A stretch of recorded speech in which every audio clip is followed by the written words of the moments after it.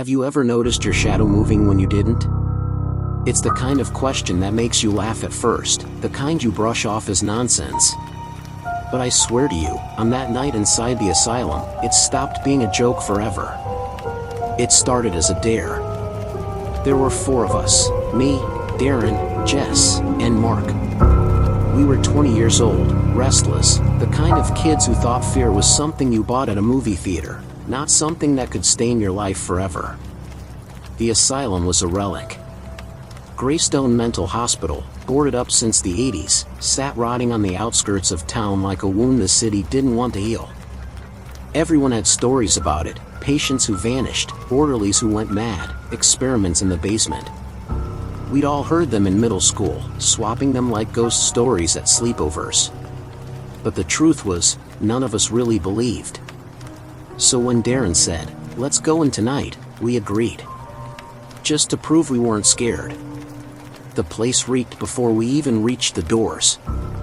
Mold, rust, and something sour, like damp earth. The chain-link fence had a hole cut through it, easy enough to crawl under. Mark carried a flashlight, its beam weak and jittering. The windows were black, some shattered like open mouths. Inside, the air was heavier. Every step echoed down peeling hallways lined with wheelchairs and overturned gurneys. Paint flaked from the ceiling in curls. Jess muttered, "It feels like this place is watching us." We laughed, but not really. The first strange thing happened in the recreation hall. The moonlight spilled through high windows, throwing long shadows of us across the cracked tile. Darren kicked a chair over, just to hear the noise, and for a second, I thought it was an echo. But then I saw it. My shadow stood still while I moved. I froze. Tilted my head. Lifted my hand. On the wall, my shadow lagged, like it was catching up late. It was only a flicker, a heartbeat, but it made my stomach twist. "Did you see that?" I asked. "What?" Jess turned. But the moment was gone. My shadow stretched normal again, obedient, pinned to my feet like it should be. I didn't push it. Nobody wants to be the scared one. We pushed deeper. The hallways seemed longer than they should have been. Mark swore he'd seen stairs on the blueprints online, but every corner just bled into more corridors, more doors locked from the inside. We found the ward at the end of one hall. Rows of beds still lined the walls, thin mattresses eaten by mold. A child's doll lay face down between the frames, one eye missing. Darren picked it up and dropped it again like it burned. That was when the whispers started. They weren't clear words, just a shuffle of voices. Breathing in the walls, or maybe in our ears. Jess grabbed my arm. "Please tell me you hear that too." We did. The sound came from everywhere, threading through pipes and vents. None of us spoke for a long moment, the whispers rising, then sinking back into silence. "Let's just check one more room," Darren said, forcing bravado. "The old cafeteria. Then we'll go." We moved as a tight knot, flashlights swinging wildly. The cafeteria was cavernous, tables stacked like bones. The floor was littered with trays, spoons rusted black. That's when we saw it, our shadows. The moonlight cut through shattered windows and painted us across the far wall. Only, they weren't right. Jess's shadow was taller than she was, its head brushing the ceiling. Mark's leaned at an impossible angle, stretched across 2 walls at once. Darren's had too many fingers, 8, maybe 9, twitching like spider legs. And mine looked back at me. I swear it turned its head. The rest of me froze, but the shadow craned its neck, its face shape twisting, like it wanted to see the real me. I dropped the flashlight.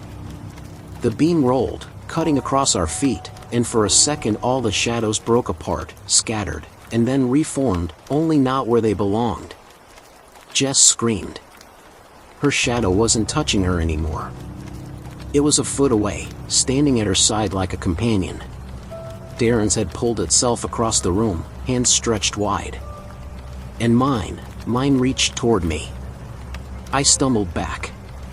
My shadow stretched long, fingers brushing up my leg like smoke.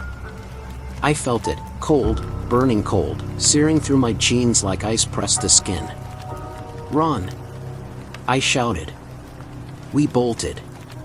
Down hallways that twisted in ways they shouldn't. Past broken doors, through stairwells that seemed endless. The whispers chased us, louder now, no longer whispers but hissing, voices overlapping in tones too deep to be human. We didn't stop until we burst through the entrance, into the cold night air, collapsing on the dead grass outside. My lungs burned. My skin prickled. We were alive. For a moment, we laughed, half relief, half hysteria. Darren punched my shoulder, trying to grin. "See? Just a haunted house. No big deal." But I couldn't laugh. Not when I looked down. The moonlight stretched across the field, and there, on the ground beside me, my shadow wasn't lying flat. It was standing. You'd think once we left the asylum, it would all be over. That's what I told myself as we stood outside, sucking in night air, pretending the terror was behind us. Shadows couldn't stand. Shadows couldn't move on their own. That was insane. But then again, what we saw in there had already broken the rules. We swore not to talk about it. Darren made us promise. "It was just tricks of the light," he said, his voice shaking. "The place is full of broken glass, busted wiring, gaps in the walls." Our eyes played games. That's it. None of us argued. Maybe because we wanted to believe it. Or maybe because the truth was so much worse. That night, I went home and showered twice, scrubbing at the spot where my shadow had touched me. My skin still felt cold. Every time I passed the bathroom mirror, I caught glimpses of something off. My reflection's movements were right, but the shadow behind me seemed a breath too slow, like it was considering what to do next. I didn't sleep. By morning, I convinced myself it was exhaustion. Hallucinations. Stress. But then Jess called. Her voice was raw. "Tell me I'm not losing my mind," she whispered. "What happened?" She hesitated. I woke up at 3 a.m. My shadow was standing by my bed. The words chilled me. It leaned over me, she continued, voice breaking. Like it was watching me breathe. And when I screamed, it melted flat again, like nothing happened. I wanted to tell her she imagined it, but my stomach twisted. Because last night I had woken to the feeling of being watched too, and I thought I'd seen something darker shift across my walls.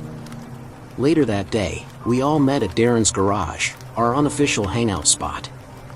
Nobody joked. Mark's eyes were bloodshot, like he hadn't slept. He wouldn't sit still, kept wringing his hands. "It followed me," he muttered.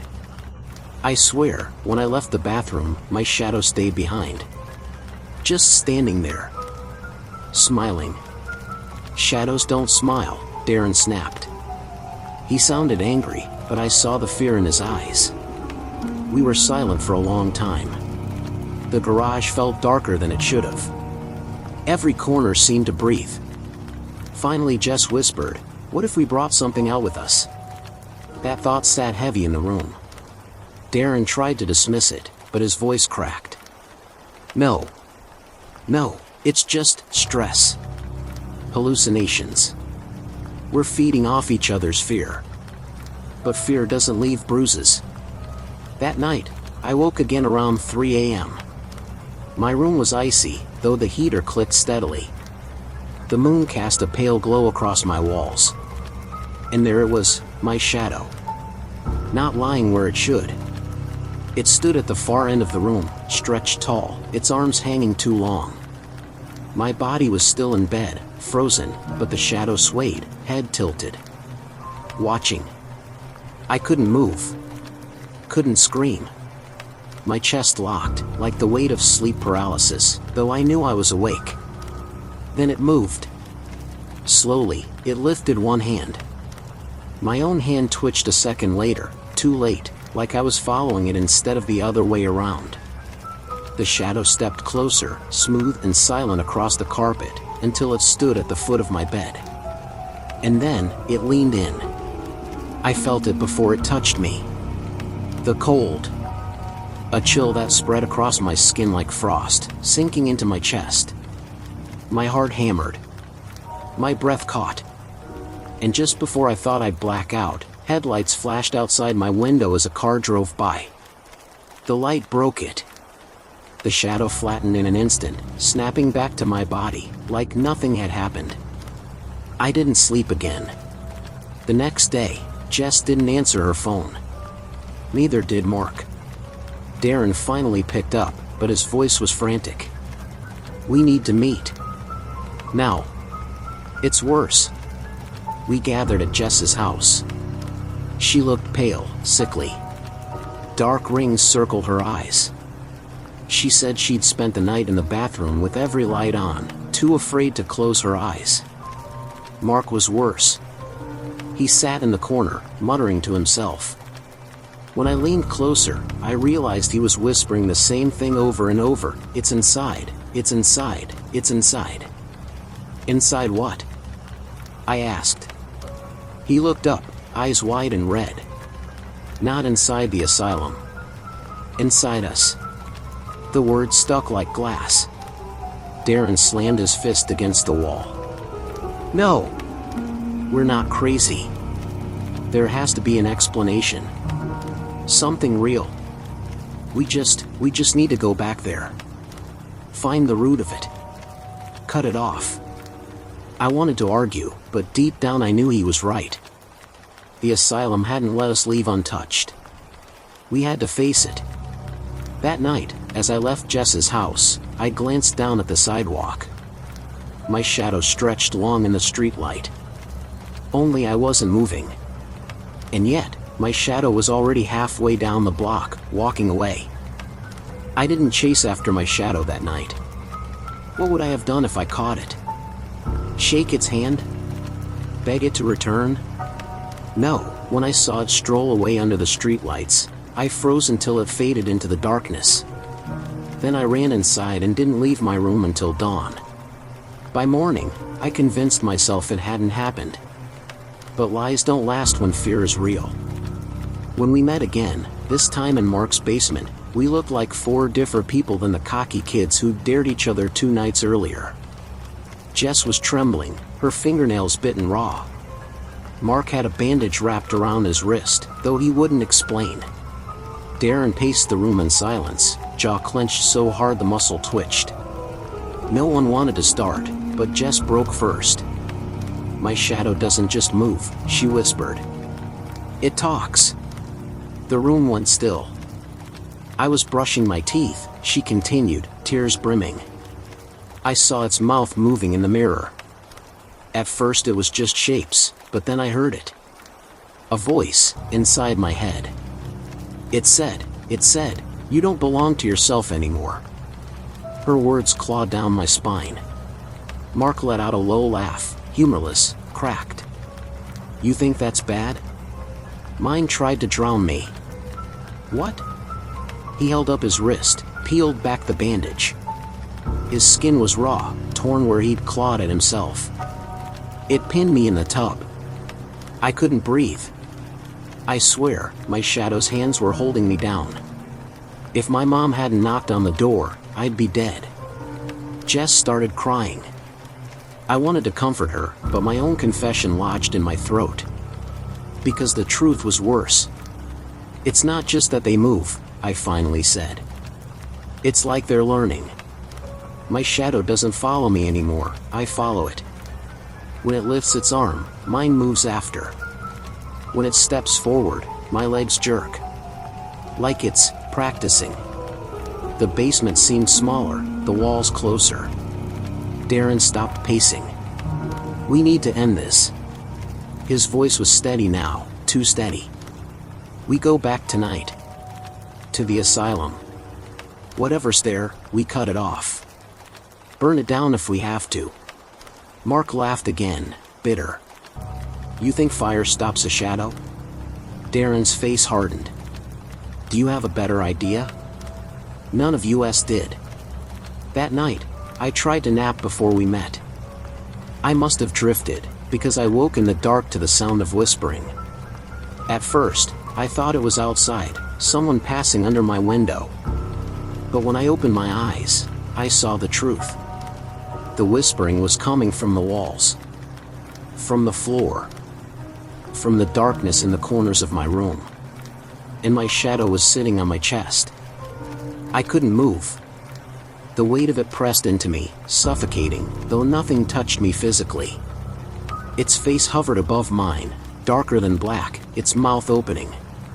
The whispers poured into me, filling my head with voices that weren't mine. Let us in. You already opened the door. I gasped, struggled, but I couldn't even scream. Just as the pressure peaked, my phone buzzed beside me on the nightstand, lighting up the room. The shadow actually flinched, and melted flat again. I sat up, drenched in sweat, my phone buzzing with a message from Darren, "Meet me. Something's happened. Hurry." I stumbled out the door, heart hammering, and ran to the address he'd sent, a park near the old train tracks. The others were already there, but something was wrong. Jess was sobbing on the bench, her arms wrapped tight around herself. Mark stood beside her, but his face was pale, eyes wide, as if he'd seen a corpse. And Darren wasn't moving. He lay sprawled in the dirt, his throat mottled with dark handprints. No blood, no weapon. Just the marks.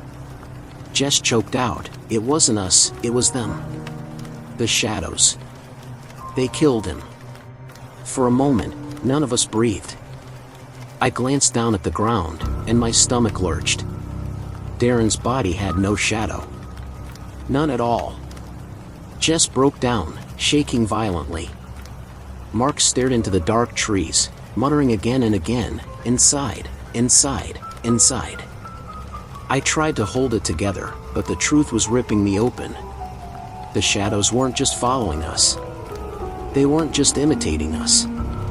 They were replacing us. Jess's sobs turned sharp suddenly, panicked. Look at the ground." I turned.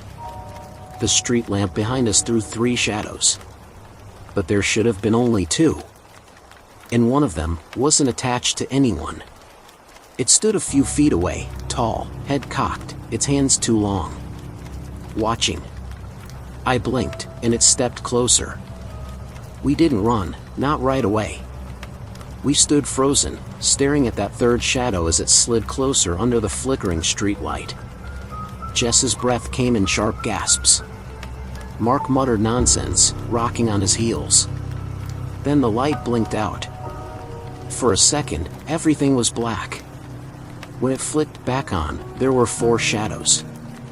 I grabbed Jess's hand and pulled her, screaming, away from the park. Mark followed, though his steps dragged like he wasn't fully in control anymore. We didn't look back at Darren's body. We didn't dare. When we finally collapsed in the alley behind a convenience store, our lungs burned, our bodies shaking, we knew the truth. Hiding wasn't going to save us. Jess whispered, "We can't keep running. They'll follow us forever." Mark's muttering cut through the night. "Inside, inside, inside." His eyes snapped up, bloodshot. It started there. We left the door open. We have to close it. The asylum. Every part of me rebelled against the idea of going back, but I felt it too, some invisible tether pulling us toward that place, like gravity. The only way forward was back. We returned at midnight.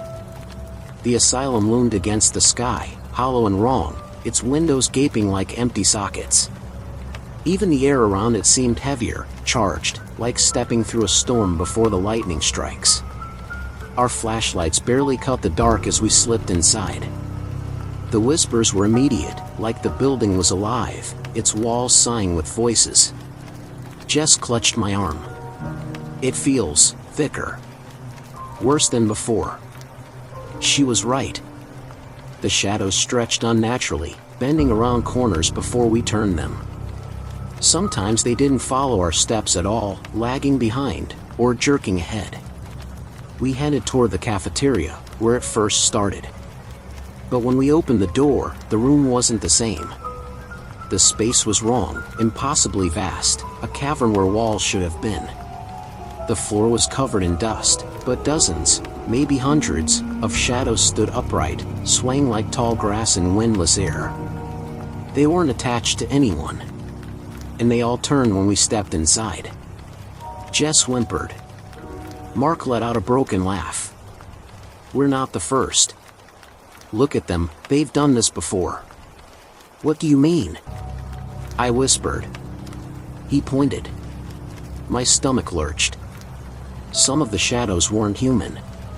They were bent, hunched, twisted, like the outlines of patients strapped to beds, or crawling on all fours. A nightmare gallery of the people who'd once been trapped here.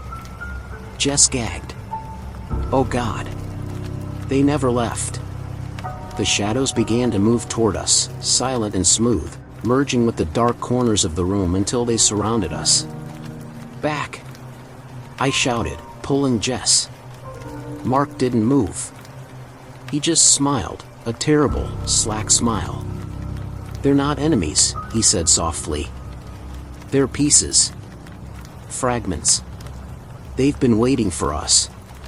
Mark, don't. But his shadow peeled away from his feet like smoke, rising, taking form. It wrapped around him like a cloak. He didn't scream. He just sank into it, his body twitching once before going still. When the darkness lifted, Mark wasn't Mark anymore. His body was standing, but the way it moved was wrong. The thing in his skin smiled with his teeth. Jess screamed. I dragged her down a side hall as the swarm of shadows advanced. We stumbled through hallways that stretched too far, doors that opened to staircases leading back where we started. The asylum itself was folding, shifting, like it wanted to trap us. Finally, we crashed into the old operating theater. Rusted lights hung from the ceiling. A cracked gurney sat in the center, leather straps dangling. The shadows were already in the room, circling the walls like vultures. And standing in the middle, waiting, was Mark. Or what wore his face? You don't understand, he said, voice smooth now, layered with echoes. We weren't haunted. We were chosen. Jess clung to me, shaking. Chosen for what? Mark's smile stretched unnaturally wide. Hosts. They can't exist without bodies. That's why they watched us, studied us. That's why they followed us home. We opened the door when we walked in, and now... He gestured to Darren's absence, to the writhing shadows overhead. Now they're crossing through.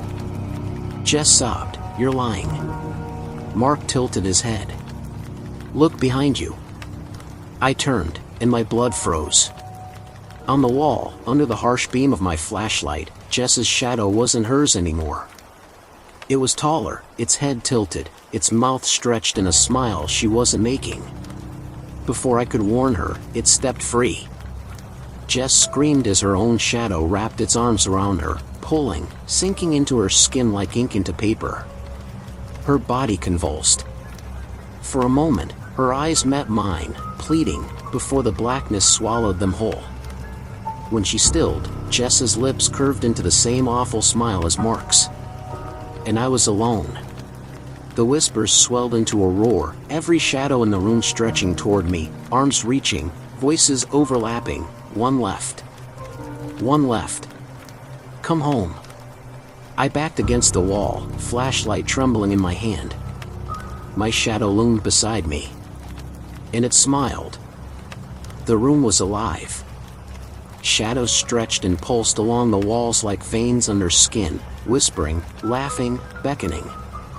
Jess and Mark, if they could still be called that, watched me with their stolen smiles. And mine. My own shadow peeled from the wall, stretching tall and thin, its face tilting to match mine. But it wasn't a mirror. Its mouth curled into a grin too wide, its eyes glinting with something that wasn't light. "One left," the whispers breathed. "One left to take."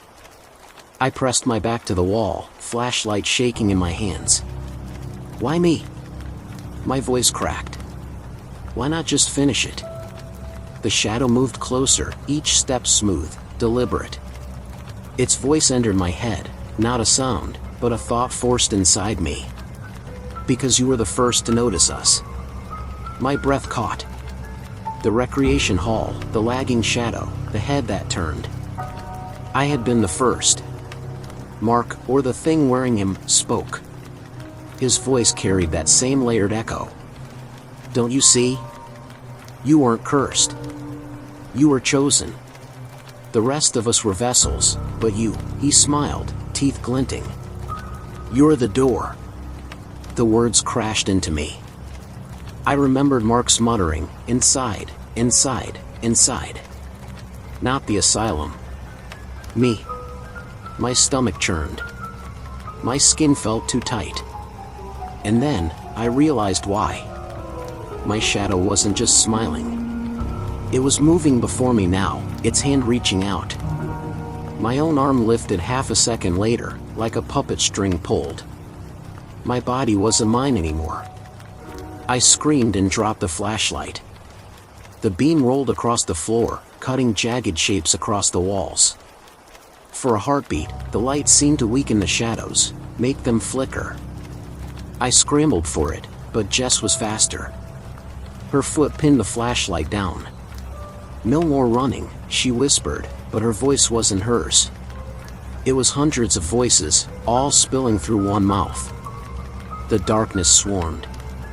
My shadow's hand touched my chest, cold, so cold, and I felt it press in. My breath vanished, like the air was sucked from my lungs. The whispers surged louder, filling my skull until I thought it would split. "Let us in. You already opened the door." Memories spilled into me, images not mine. Patients screaming as doctors strapped them down. Experiments in the basement, bodies starved and studied. The asylum hadn't been a place of healing. It had been a cage, a laboratory. And the patients who died there hadn't left. They became this. Not ghosts. Not demons.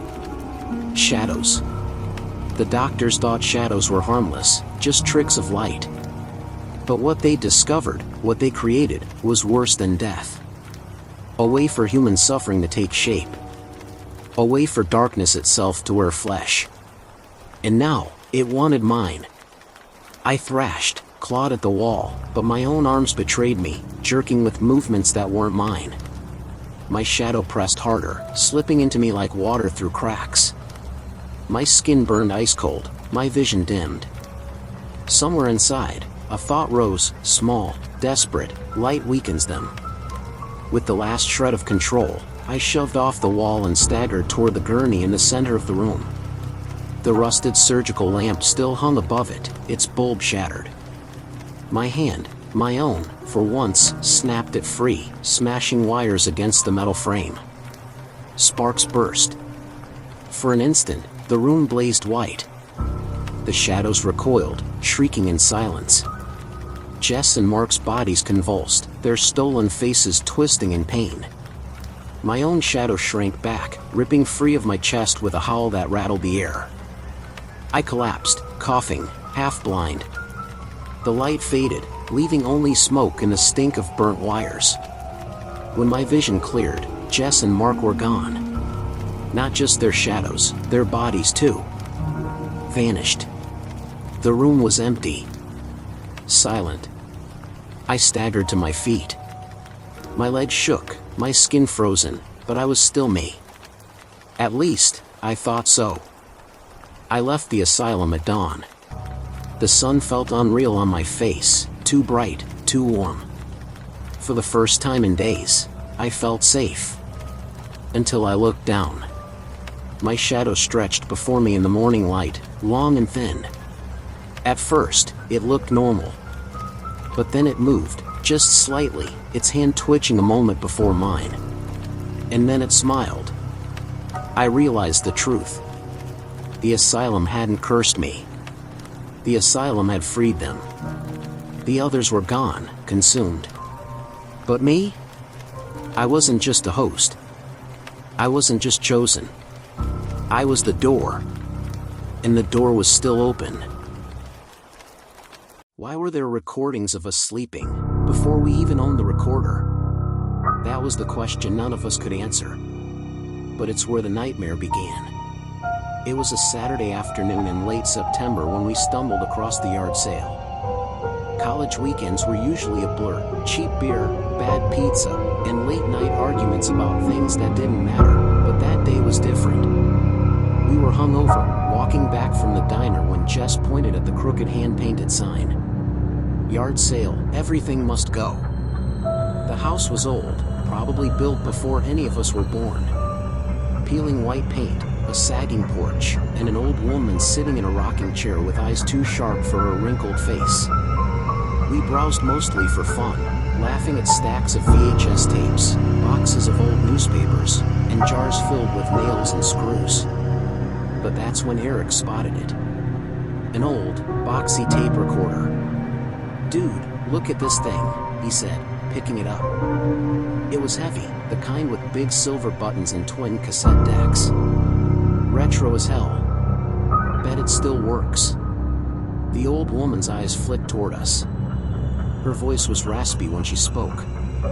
"You take that, you keep it. No charge." That should have been the first warning. Nobody gives away working electronics at a yard sale. But we were broke college kids, and free was free. That night, we brought it back to our off-campus house.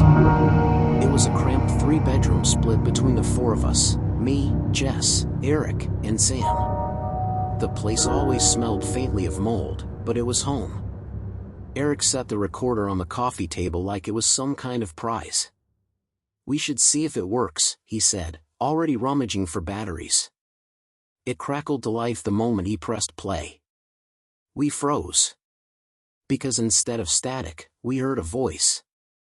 A very familiar voice. My voice. "Okay, so this is freaky. We're playing with this old recorder, and I'm talking into it." We all looked at each other. "Wait," Jess said slowly. "That's you." "Yeah," I whispered.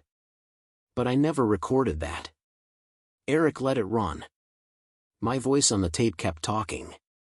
Jess is sitting across from me, drinking a Coke. Eric's digging through the drawer for batteries. Sam's on the floor, scrolling his phone. It's like... I don't know, it's like I'm describing right now. We turned to look at Sam, who sat cross-legged on the rug, scrolling his phone. Coke can in Jess's hand. Eric holding the batteries. The tape kept going. And we're all looking at each other because this is too weird to be a coincidence. I think I'm about to stop the tape. Eric slammed stop. Nobody said anything for a long time. We tried to laugh it off. College kids, late night, creepy coincidence.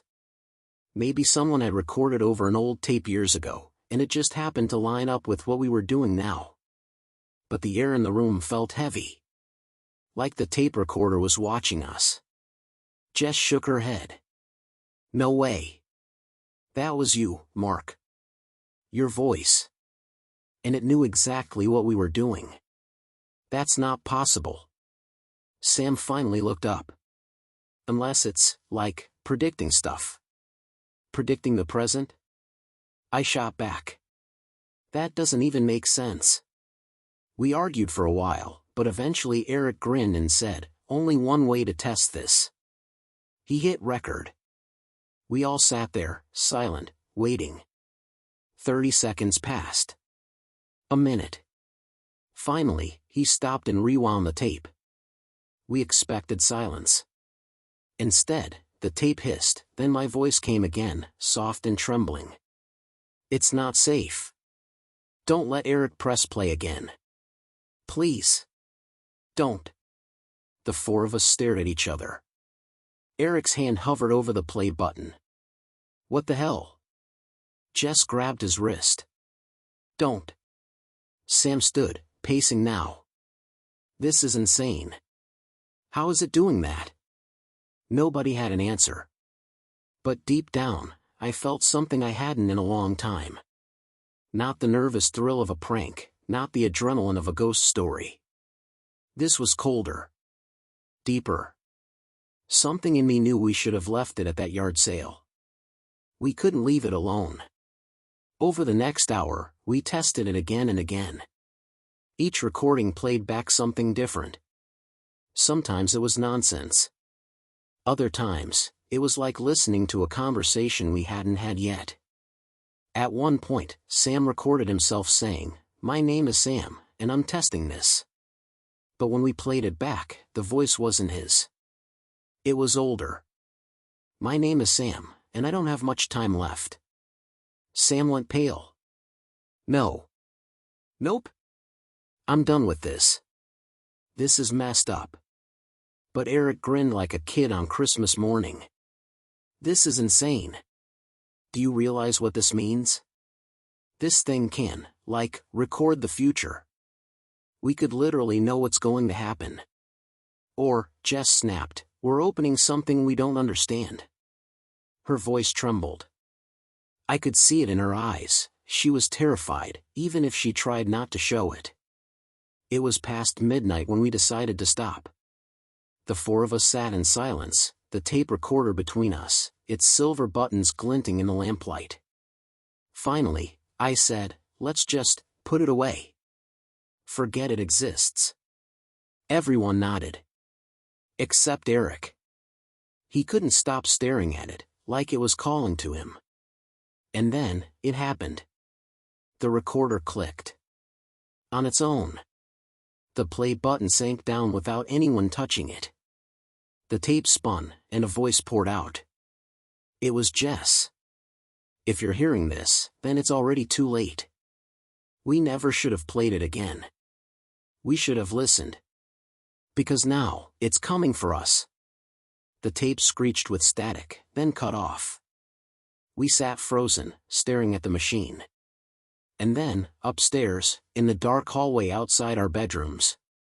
Footsteps. The sound of footsteps froze us where we sat. Slow. Heavy.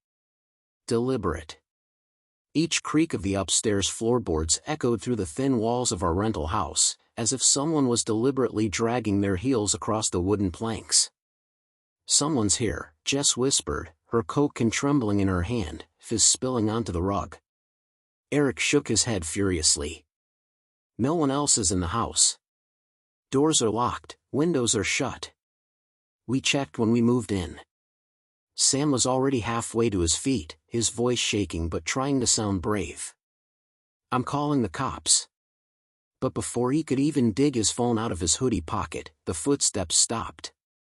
Dead silence. It was worse than the sound itself, the absence of it. Like something was holding its breath, waiting for us to make the next move. We sat in silence, wide-eyed, listening. The room suddenly felt too small, the air too thin. I could hear every sound in the house, the low hum of the refrigerator in the kitchen, the faint buzz of the lamp above us, the almost imperceptible whir of the tape reels still spinning inside the recorder. And then, nothing. No movement. No shift. No hint of life. Just silence pressing in on us like a suffocating blanket. Eric finally spoke, his voice barely above a whisper. Maybe it was the neighbors? Or, pipes or something. Old houses make sounds. But we all knew better. Pipes didn't move across the floor. Pipes didn't pause like that, waiting, listening. Pipes didn't sound like someone slowly walking right outside your bedroom. The recorder clicked again. None of us touched it. The tape began to play, and we all leaned in despite ourselves, too afraid to move, too curious to look away.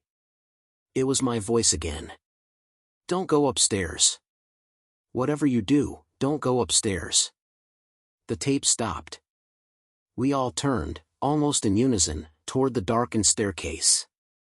Sam grabbed the nearest thing that resembled a weapon, an old broomstick leaning by the kitchen door, and crept toward the bottom of the stairs.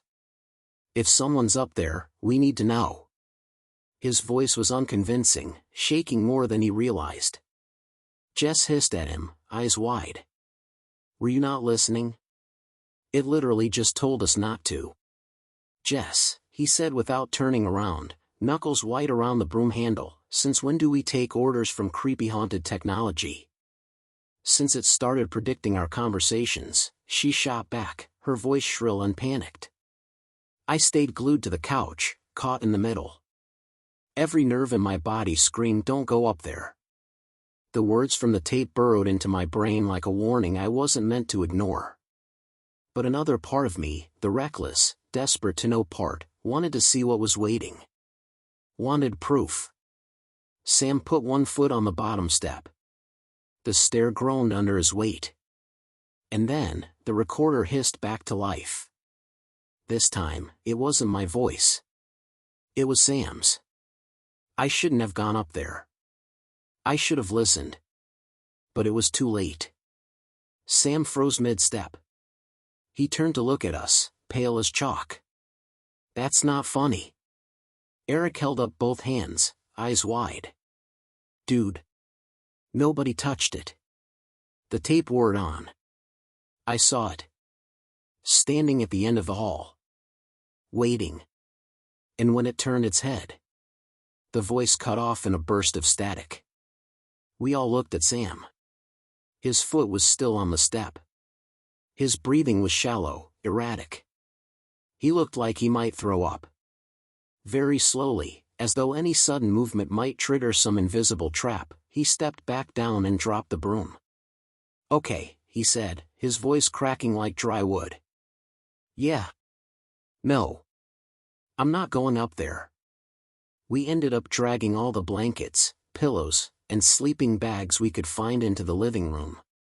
Nobody wanted to be alone in their bedrooms, not with whatever that was upstairs. We shoved the recorder into a drawer, slammed it shut, and stacked a pile of books on top like that would somehow pin it down, keep it from doing anything else unnatural. Then we tried to pretend life was normal. We played cards, put on some music low enough to mask our nerves, and made lame jokes to cover up the tension. But none of it worked. It was like the whole house was holding its breath with us. No one said it out loud, but we were all listening. For another creak. Another shuffle. Another voice from that cursed machine. Eventually, exhaustion caught up with us. We curled up under our blankets in the dim glow of the lamp, all of us within arm's reach of each other like kids afraid of the dark. Sleep didn't come easy. At some point in the night, I must have dozed off. Because when I opened my eyes again, the lamp had burned out, leaving the room bathed in shadow. That's when I heard it. Whispering. Low. Hissing. Like 1,000 voices speaking over one another, too soft to fully understand but loud enough to make my skin crawl. I sat up, ears straining. The others were sprawled on the floor and couches, their breathing steady, their faces slack with deep sleep. The whispers weren't coming from them. They were coming from the drawer. I crept toward it, every step feeling like a mistake I couldn't undo. My heart was pounding so hard it hurt, each thump echoing in my ears. The whispers grew louder. Layered. Overlapping.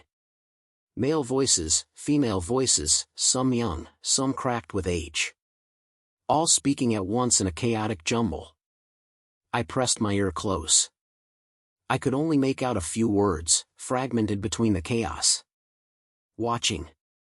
Door, don't open. Already inside. The drawer rattled. I stumbled back just as the recorder inside clicked play on its own. The whispering ceased instantly. One voice cut through the silence, my own, desperate, terrified, nearly unrecognizable with panic. Wake up. Wake them up now.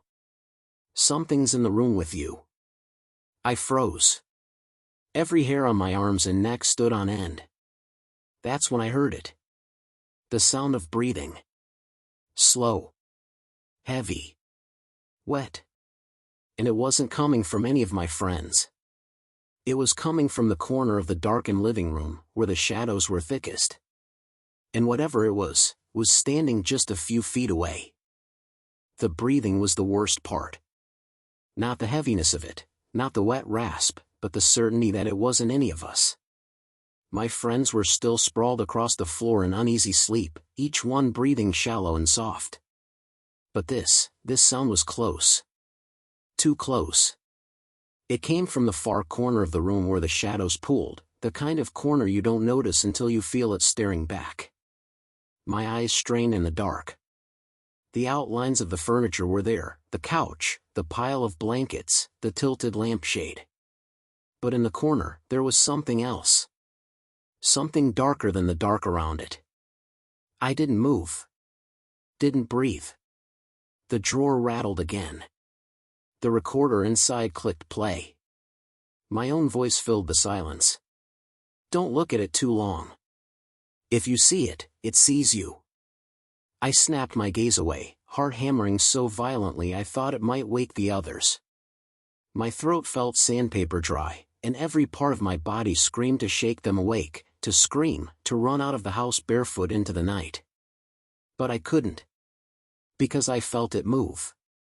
The shadows shifted. A slow, deliberate weight against the boards. Not footsteps. Something heavier. Like a dragging. The air grew colder. That was when Eric stirred. He sat up, rubbing his eyes, groggy. "What time is it?" he whispered, still half asleep. Before I could shush him, he turned his head toward the corner. His eyes widened. His breath hitched. He saw it. "Jesus Christ," he rasped, scrambling backward so fast he tripped over the edge of the coffee table and crashed onto the floor. The noise jolted Jess awake. She shot upright, confused, then screamed when she saw Eric's pale, horrified face. Sam woke last, blinking in panic at the commotion. "What the hell is going on?" Eric pointed to the corner, shaking violently. His lips moved, but no sound came out. The others turned to look. I didn't. Every ounce of me remembered the tape's warning. "Don't look too long." Jess let out another scream. Sam cursed under his breath. And I just sat there, staring at the floor, pressing my palms so hard into my knees they left marks. The recorder clicked again. Now it was Eric's voice, broken and panicked. "It's moving closer. It knows we're awake." All four of us froze. Eric was still pointing, shaking. Jess clamped both hands over her mouth, muffling sobs. Sam reached for the broom again, but the way his hand shook, it was useless. I forced myself to ask, my voice barely audible, "What does it look like?" Jess whimpered. "It's wrong. Oh my God, it's so wrong." The floorboards creaked as the shape shifted again, closer this time. The shadows around us seemed to bend toward it, like the whole room tilted to accommodate its presence. The lamp flickered once, then died. Total darkness. We were blind. Trapped. Surrounded by the sound of that slow, deliberate breathing. And then, the recorder spoke again. But not in any of our voices this time. It was something deeper. Inhuman. A growl distorted into words, warping like static. "You shouldn't have pressed play." The sound rattled through the room, vibrating against the walls, the floor, inside my chest. Jess screamed, Sam dropped the broom with a clatter, and Eric scrambled for the drawer, desperate to shut it off. He yanked it open, grabbed the recorder, and slammed his hand against the stop button. But the reels kept turning. "Too late now," the voice hissed, dragging out the last word until it became a screech. Eric threw the recorder across the room. It hit the wall, split open, plastic pieces scattering across the floor. Silence. For one brief, impossible second, I thought it was over. Then the pieces of the recorder began to twitch. We watched in horror as the broken machine slowly pulled itself back together, wires snaking like veins, plastic bending, screws twisting into place on their own. Within moments, it was whole again, reels spinning like nothing had happened. And then, it played another recording. This time, it was all of us. Together. Screaming. The sound filled the house, deafening. Our voices overlapped in sheer terror, raw and animal, like something had torn us apart from the inside. I felt bile rise in my throat. Jess covered her ears. Sam shouted, "Shut it off! Shut it off!" But none of us dared touch it again. Because somewhere, deep down, we knew it wasn't playing the past. It was playing the future. The breathing stopped. The presence in the corner was gone.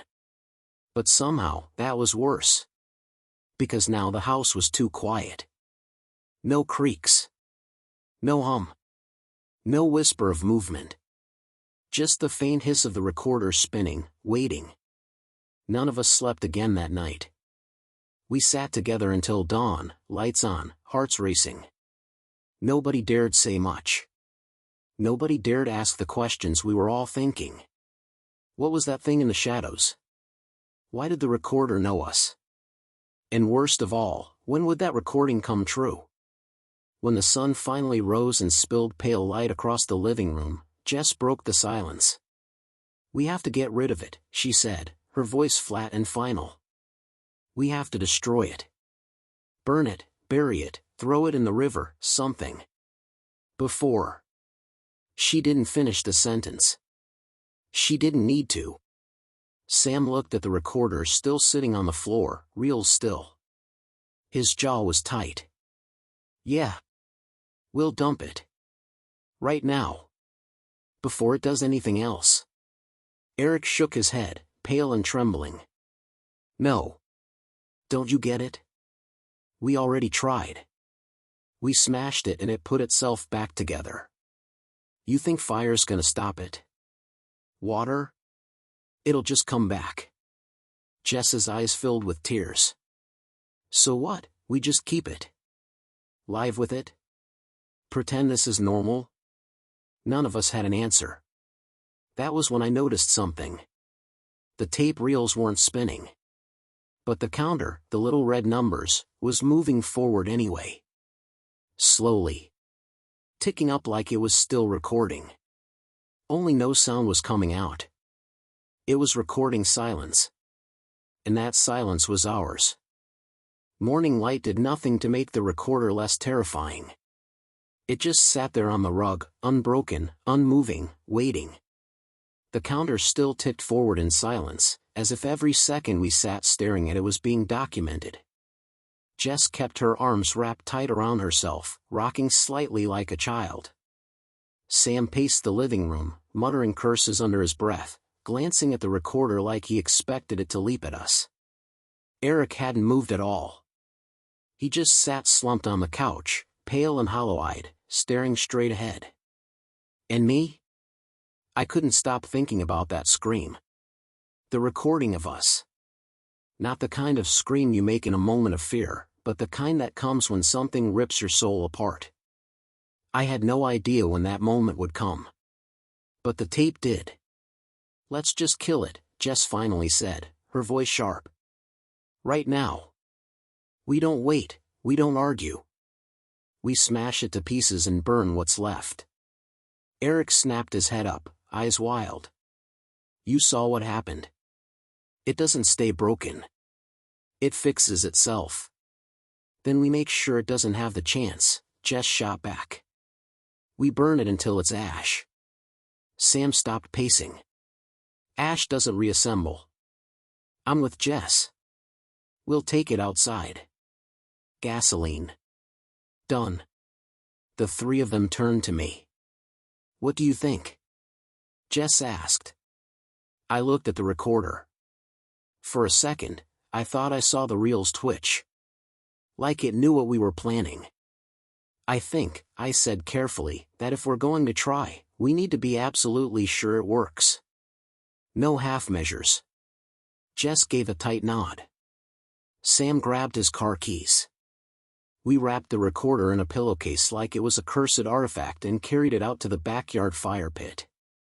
The morning sun was warm, the grass wet with dew, birds chirping. It should have felt safe out there. It didn't. Sam doused the pillowcase with lighter fluid until it dripped. The smell was sharp, chemical, biting. Jess struck a match. Her hands shook so badly she nearly dropped it, but when the flame caught, she tossed it onto the pile. The fire roared up instantly. The pillowcase blackened, curling into ash. The recorder hissed as flames licked across its surface. For the first time since we'd found it, I felt hope. Until the sound started. It wasn't a scream, not at first. More like a low, electronic whine, distorted, warping, rising. The reels spun wildly inside the fire, tape unraveling and melting. The sound climbed higher, sharper, until it was piercing enough to split your skull. Jess fell to her knees, clutching her head. Sam staggered back, swearing. Eric just stared, transfixed, like the sound was drilling into him. I clamped my hands over my ears, but it didn't help. The sound wasn't just in the air. It was inside us. And then, just as suddenly, it cut out. The fire flickered low. The pillowcase had burned away completely. And sitting there in the ashes, gleaming black and untouched, was the recorder. Perfect. Whole. Unburned. Jess let out a ragged sob. Sam hurled the poker at it in frustration, but the metal just bounced off. Eric whispered, "I told you." The reels clicked once. Twice. Then they began to spin again. "It doesn't burn," the recorder said. Jess screamed and bolted inside, unable to take it anymore.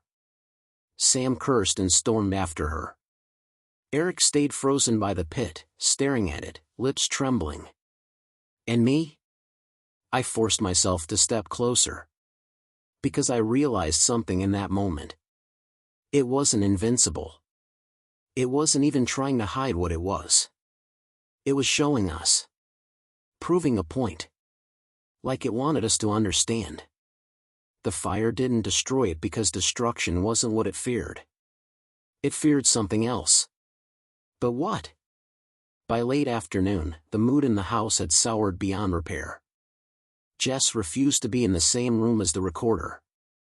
Sam started drinking early, muttering about smashing it with a sledgehammer, even if it took all night. Eric, he hadn't said much since the fire. He just sat in silence, twitching whenever the recorder clicked. I couldn't shake the thought that it was recording us still.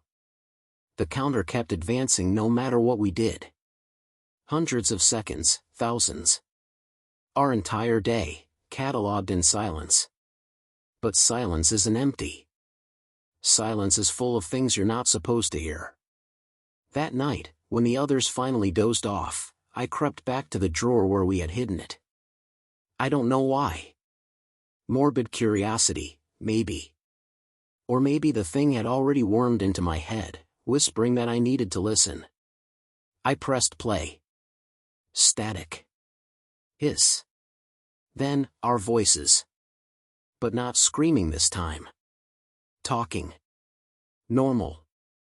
It doesn't end here, Sam's voice said, tired, resigned. It follows us. A long pause. Then Jess, we never should have bought it. We never should have brought it home. Eric's voice, low and broken, but it already knew us. Before. And then my own voice. The me from the tape. If you're listening, stop. Stop before it's too late. The tape clicked. Silence again. I stood there, frozen. Because the voices didn't sound like they were from right now. They sounded older. Worn down. Like we'd been living with the recorder for years. Like the tape had captured a future we hadn't reached yet. My hands shook as I put the recorder back in the drawer. I wanted to throw it in the river, drive it to another state, bury it 10 feet underground. But I knew, deep down, it wouldn't matter. Because no matter what we did, it would always find its way back. And maybe that was the real horror. Not the shadows. Not the voice. But the knowledge that our lives weren't ours anymore. They belonged to the tape. That night, as I lay awake on the living room floor, Eric whispered in the dark. "You heard it too, didn't you?"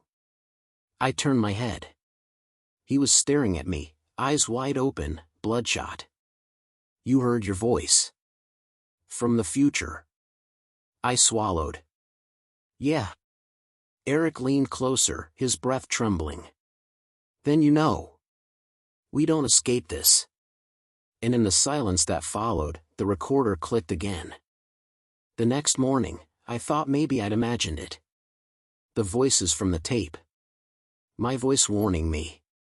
Eric's whisper in the dark. But when I woke up, the recorder wasn't in the drawer anymore. It was on the kitchen table. Perfectly centered.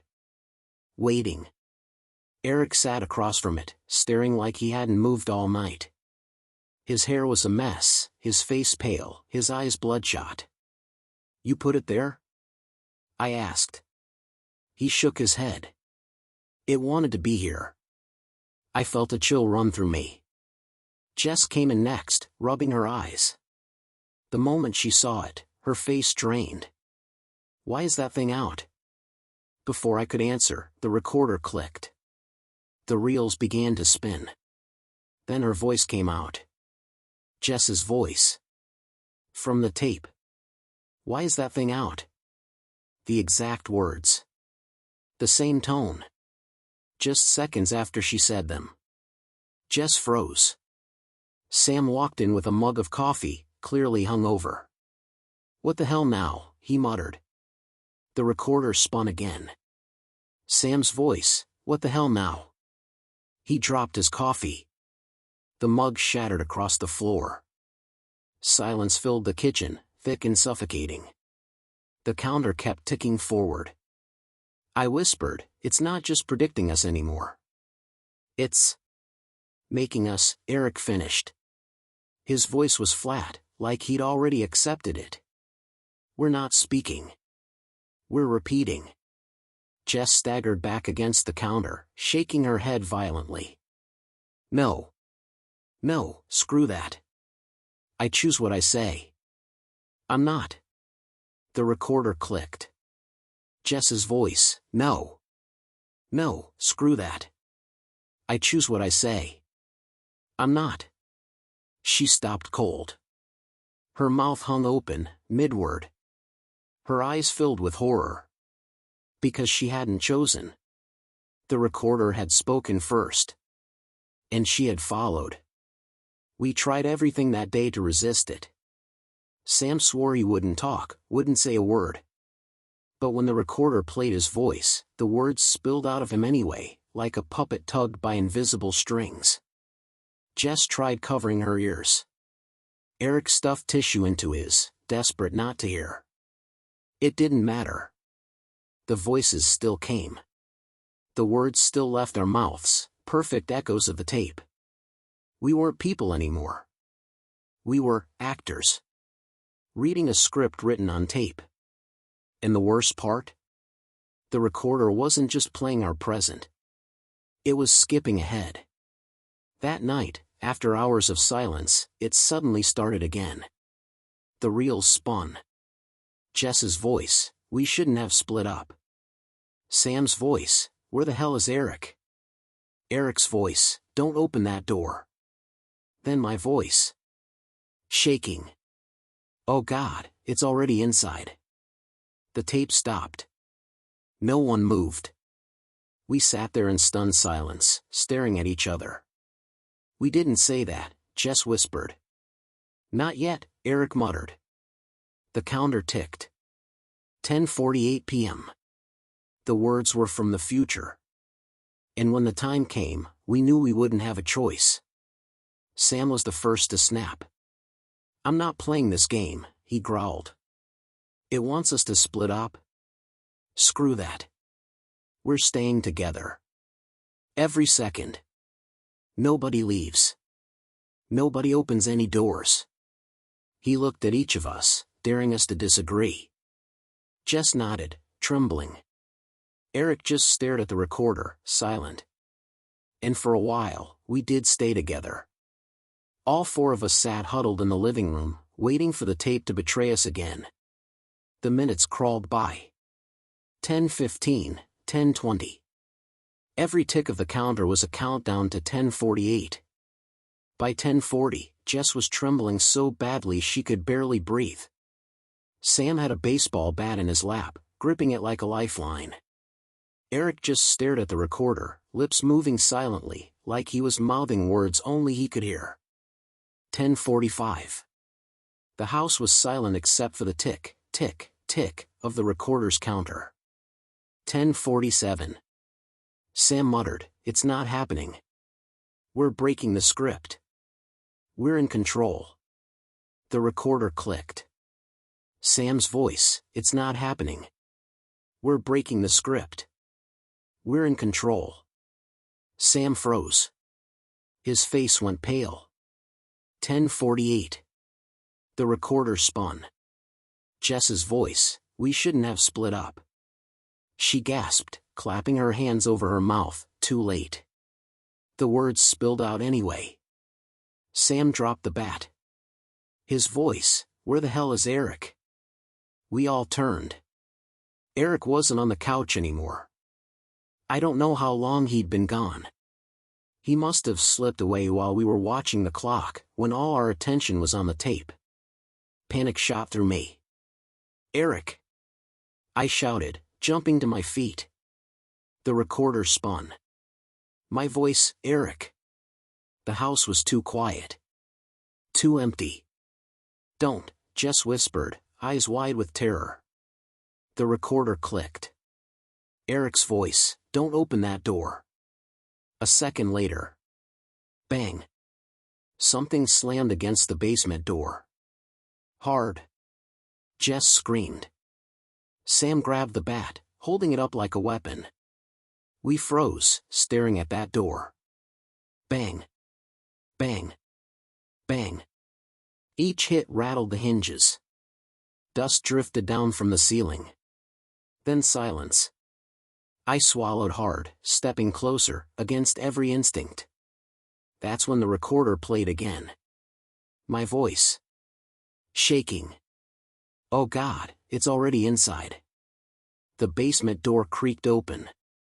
The basement door creaked open with a long, aching groan. Dust drifted in the air like breath. Sam gripped the bat tighter, sweat pouring down his temple.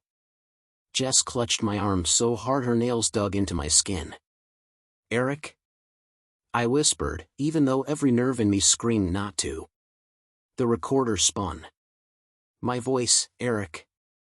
The door swung wider, revealing the yawning blackness of the basement. Nothing moved. But I could feel something waiting down there. A presence, thick and heavy, pressing against the threshold. Jess shook her head, whispering rapidly, "No. Don't. Don't go down there. Don't." The recorder clicked. Jess's voice, "No. Don't. Don't go down there. Don't." Her eyes widened with horror, like the words had been stolen from her throat. And then, from the basement, Eric's voice floated up. "Guys?" We froze. It sounded like him. Same tone, same nervous edge. But something was off. His voice was too smooth. Too perfect, like a recording played back. Sam stepped forward, jaw tight. "Eric, you down there?" The recorder spun. Sam's voice, "Eric, you down there?" The voice from the basement echoed back, delayed, but exact. "Eric, you down there?" Jess whimpered. "It's copying us." The basement answered. "It's copying us." Sam swung the bat hard against the doorframe, his fear boiling over into anger. "Screw this, I'm going down there." Jess grabbed him. "Don't. That's what it wants." The recorder spun. Jess's voice, "Don't. That's what it wants. Sam tore free of her grip, storming down the stairs 2 at a time. The air was so heavy it felt like the whole house was holding its breath. "Sam!" I shouted. The recorder spun. My voice, "Sam." He disappeared into the dark. A long silence followed. Then came the sound of the bat clattering against the floorboards. Then nothing. Jess was trembling uncontrollably, whispering over and over, "We have to leave.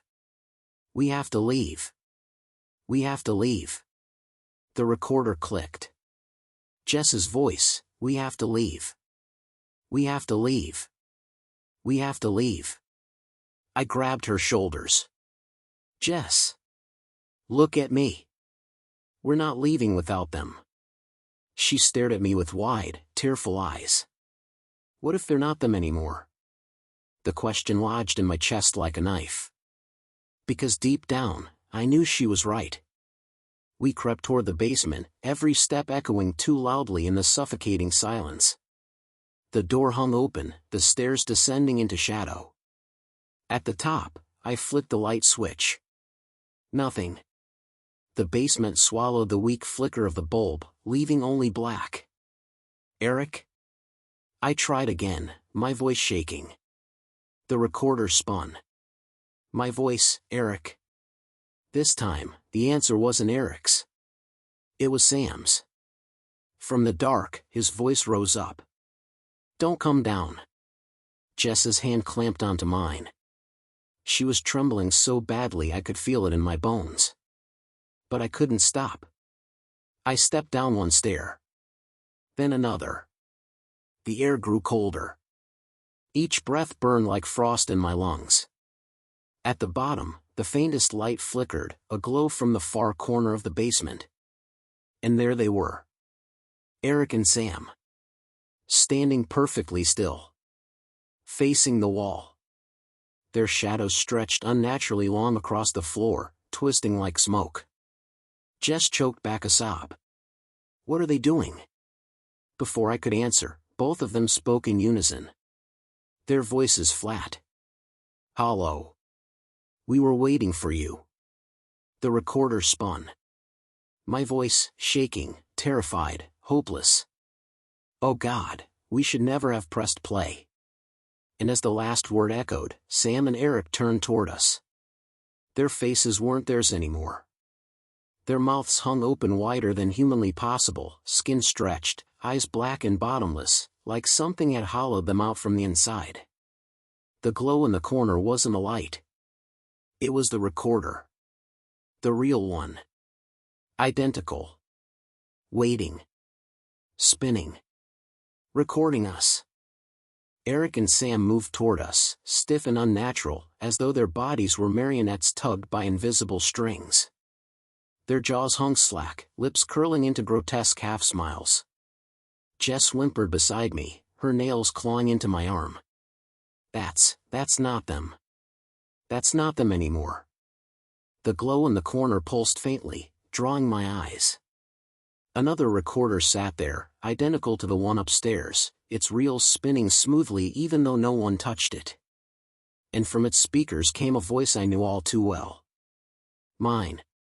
"That's not them anymore." I staggered backward, bile rising in my throat. The recorder wasn't just repeating what we said now, it was anticipating. The voice on the tape hadn't been from Jess a moment ago, it had been me, speaking words I hadn't even spoken yet. Jess whispered, "It's recording the future." The basement seemed to breathe with us, the shadows twitching along the walls, stretching like claws. Sam's voice echoed flatly as he stepped closer, "We were waiting." The recorder spun. Sam's voice, eerily identical, "We were waiting."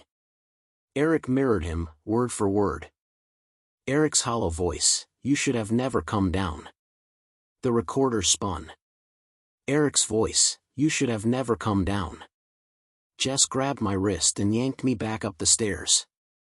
I nearly tripped, but adrenaline pulled me forward.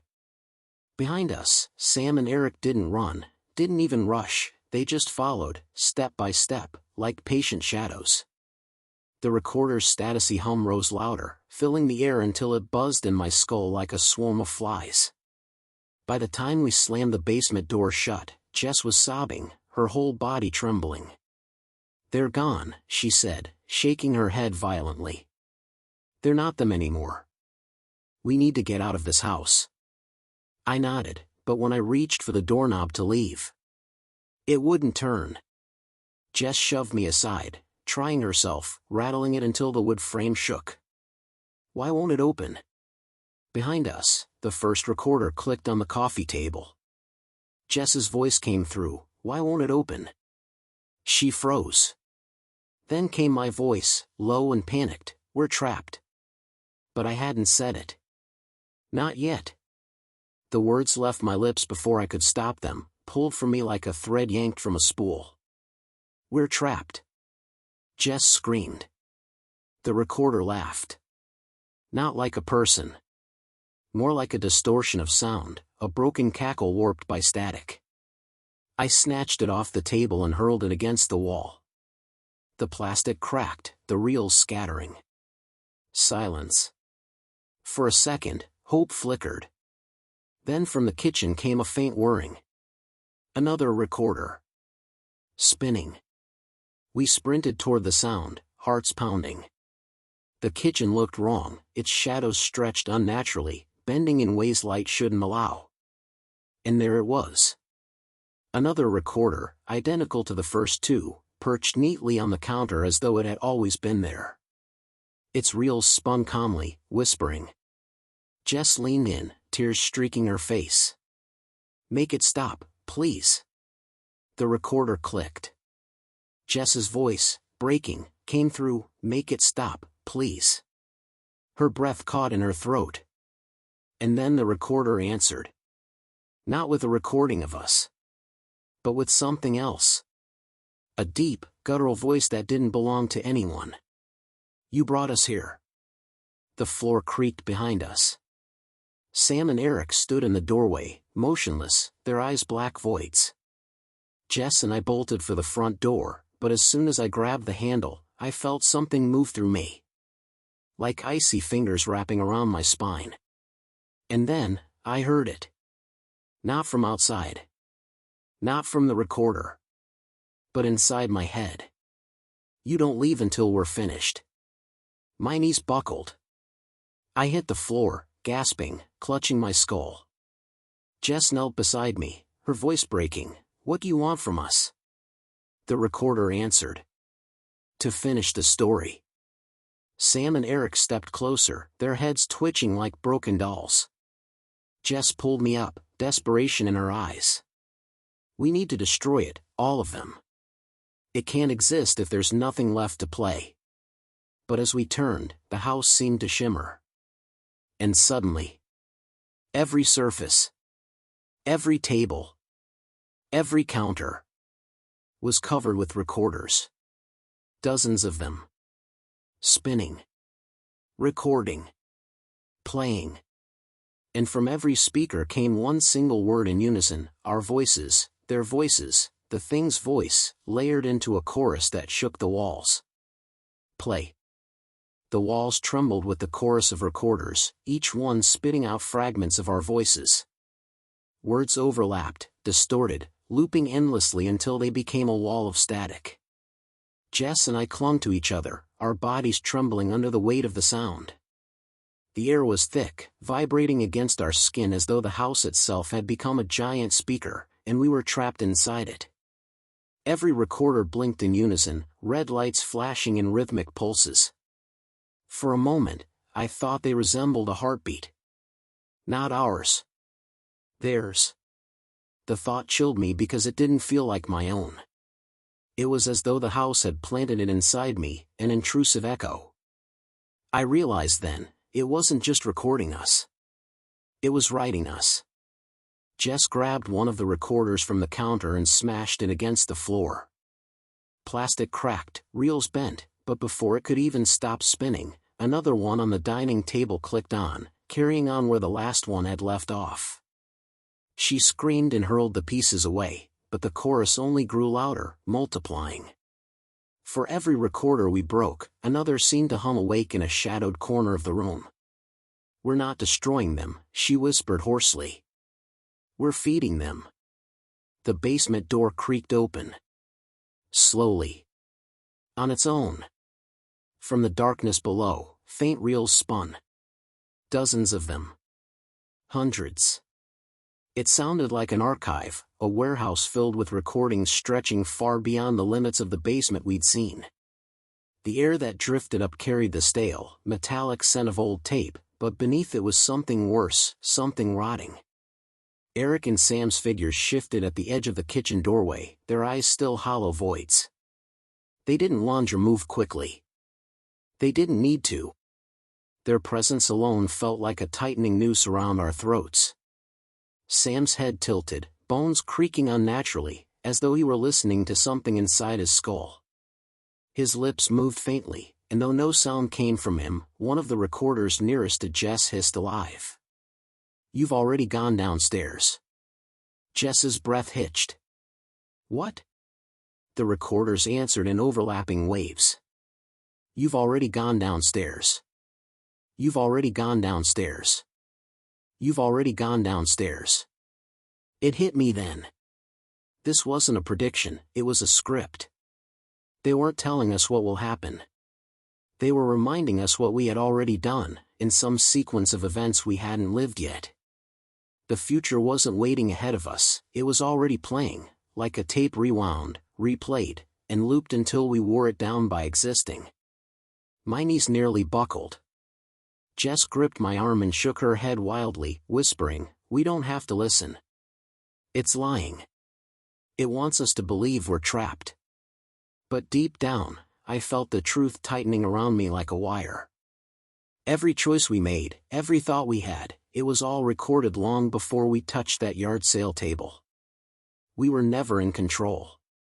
We were actors fumbling through lines in a script that had already been written. The lights flickered violently. And then, just for a second, I saw it, something between the flashes. A shape, impossibly tall, crouched just beneath the ceiling beams, its limbs stretching out across the walls. Its face was hidden, but from its chest protruded reels of tape, spooling in and out, threading across its ribs like veins. And with every flicker, its head jerked toward me. I blinked, and it was gone. Jess's voice, raw with panic, cut through my haze. "We need to get out. Now. Screw the doors, we'll break a window." We sprinted for the living room. The curtains whipped violently as though the air itself resisted us. Jess grabbed a chair and hurled it at the window. Instead of shattering, the glass rippled. Like water. The chair sank through it, then disappeared, leaving the surface smooth and untouched. Jess froze, her mouth open, unable to speak. Then the recorder nearest the window clicked on, reels whirring. Her voice came through. "We can't leave. It's not a window, it's a reflection." We turned back slowly. And there we were. On the other side of the glass stood Jess and me. Not reflections. Not mirror images. They were us, down to the dirt on our shoes, the panic in our eyes. The only difference was that their mouths moved slightly ahead of ours, as though they were speaking just a fraction of a second sooner. My double pressed its hand against the glass. My skin burned as if the touch were real, as if it were bleeding through time. The recorders sang together in one single, unified voice. Playback complete. Loop restarting. The lights snapped off. We were plunged into absolute darkness, save for the glow of hundreds of tiny red recording lights flickering around us. And then, in the dark, Jess's scream tore through the house. Jess's scream didn't stop. It folded in on itself, stretching into an unnatural pitch that no human throat should have been able to sustain. I reached for her in the dark, my hands grasping desperately, but when my fingers brushed her arm, it was like touching vapor. She was there, solid, trembling, and then suddenly, not. The recorders picked up her cry instantly. "No, no, no, help me." Her words crackled from every speaker, but the chilling part was that her body was no longer beside me. The sound of her terror existed only on tape now, echoing through the house, while the space she had occupied went hollow. My stomach turned violently, bile rising, as I clawed at the air where she had stood just seconds before. "Jess!" I shouted, my voice shaking as it bounced uselessly against the walls. "Jess, where are you?" The recorders answered in her voice. "Where are you? Where are you? Where are you?" The phrase repeated endlessly, each time twisting into a slower, darker timbre, until it no longer sounded like Jess at all but something wearing her voice. I staggered backward, trying to focus, trying to anchor myself, but the darkness pressed down like a physical weight. The blinking red lights of the recorders dotted the room like a constellation of malignant stars. And then, between the blinking, I caught sight of something moving along the floor. At first, I thought it was Jess crawling back toward me, but no, these shapes had no bodies. They were shadows. Dozens of them. Each one cast by nothing. They stretched long and thin, sliding across the carpet, twisting around furniture, bending impossibly as though obeying laws of a different geometry. And every single one of them whispered Jess's name in her voice. My chest tightened until I could barely breathe. I stumbled toward the kitchen doorway, trying to find the dim outline of an exit, but as I moved, the shadows moved with me, racing along the walls, reaching out like fingers to brush my ankles. And then the sound shifted again. Not Jess's voice this time. Mine. "Don't fight it. It's already happening." I froze, my heart slamming against my ribs. The whisper wasn't coming from the recorders now, it was inside my skull, vibrating behind my ears. I covered them instinctively, but it didn't help. The voice continued, calm and steady, as if reading a line I hadn't spoken yet. "She was never here. You imagined her. You gave her life because the tape told you to." I shook my head violently, choking on tears. No, she's real, I swear." The recorders all clicked off at once. Silence. Then a single one at the far end of the room spun alive. Its reel turned slowly, almost lazily, and through the static came Jess's voice again. But it was different now, measured, deliberate. Not panicked. "Don't follow me."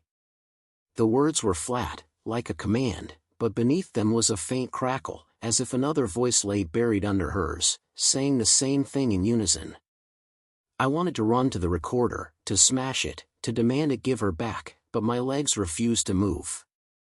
I realized, horrified, that I was frozen exactly as I had been standing when her scream started. The tape kept playing. "Don't follow me. Don't follow me. Don't follow me." Each repetition grew more distant, as though she were walking away into some endless corridor I couldn't see. And then, faintly, beneath the sound of her steps fading, another voice emerged. Male. Raspy. Mine. "You didn't follow her. That's why you're still here." A cold numbness spread through my body. What did it mean, still here? I turned toward the basement door without realizing I had moved. It was wide open now, breathing out its damp, metallic stench. Somewhere down there, reels spun endlessly. Somewhere down there, Jess's voice was already gone, recorded into a future I couldn't touch. The red lights blinked in rhythm, pulsing like a trail leading downward. And for the first time since this nightmare began, I understood, the house wasn't trapping us by walls or doors. It was trapping us in time, binding us to recordings already made. Jess hadn't been taken, she had been edited out. The basement whispered. Not with words, not with tape. With something deeper. Something that told me if I stepped down those stairs, I would find Jess, not as she was, but as the recorder had written her. I swallowed, every muscle screaming against the choice, but I knew what was waiting above me wasn't life anymore. The windows weren't windows. The doors weren't doors. The only path was down. My foot hit the first step. And in the dark below, my own voice whispered back, waiting for me. The basement was colder than I could have imagined, colder than concrete should ever be. Each step I took downward felt less like walking into a cellar and more like wading into water that pressed against my lungs.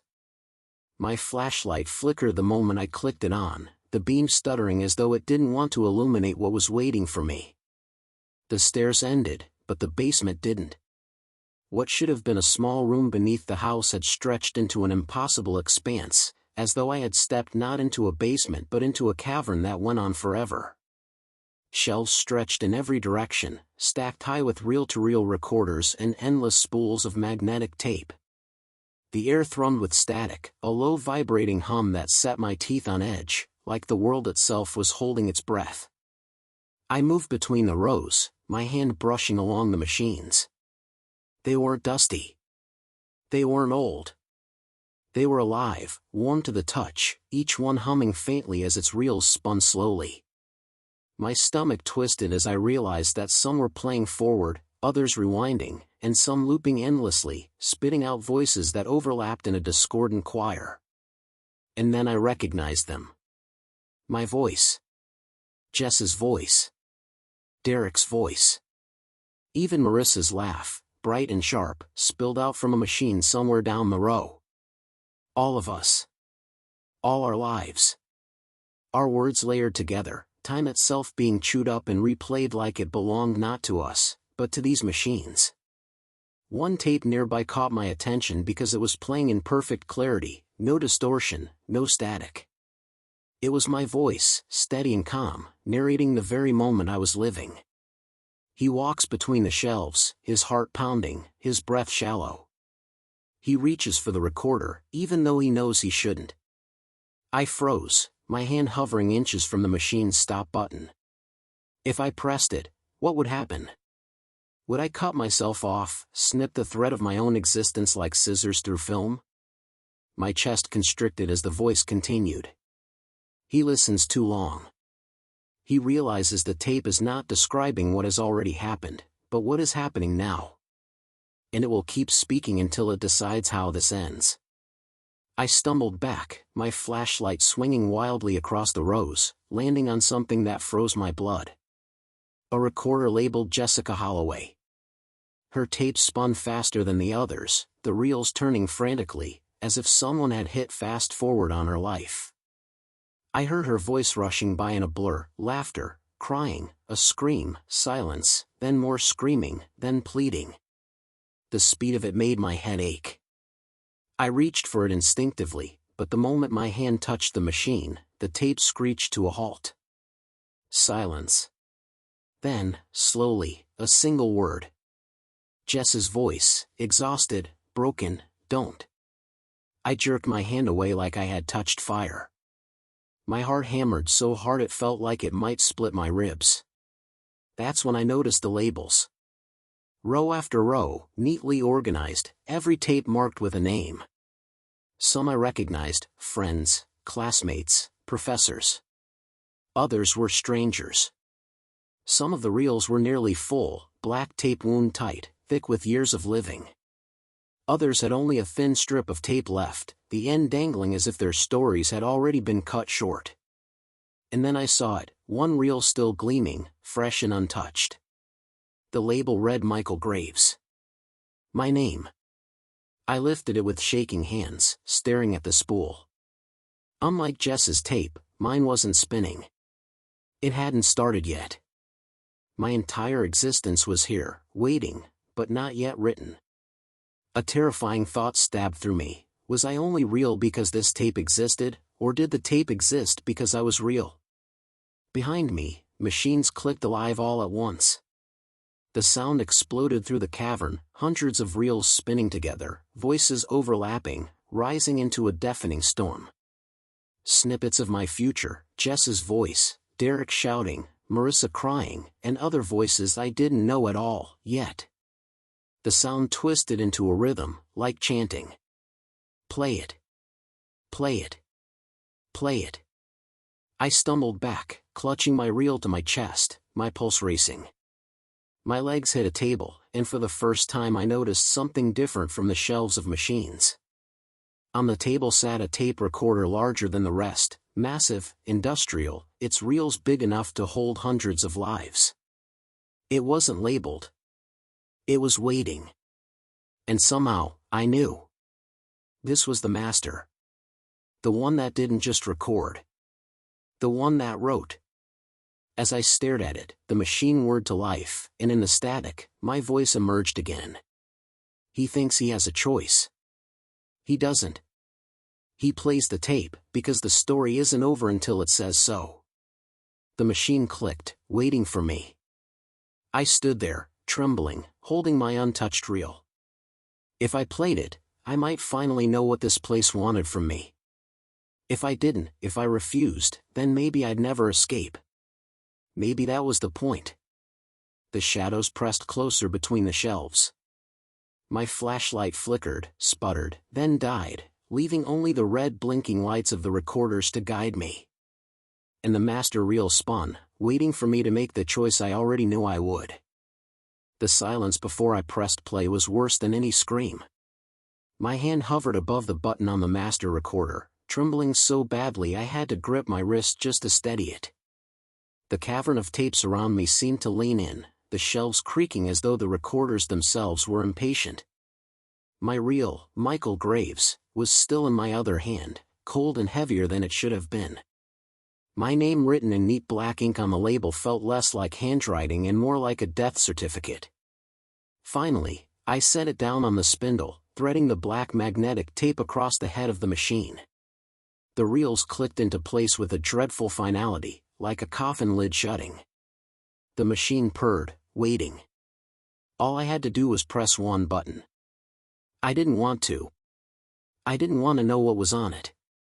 But deep down, I already understood. I was never going to leave until I did. My finger pressed play. The tape hissed to life, crackling at first, like old vinyl static. And then I heard my own voice.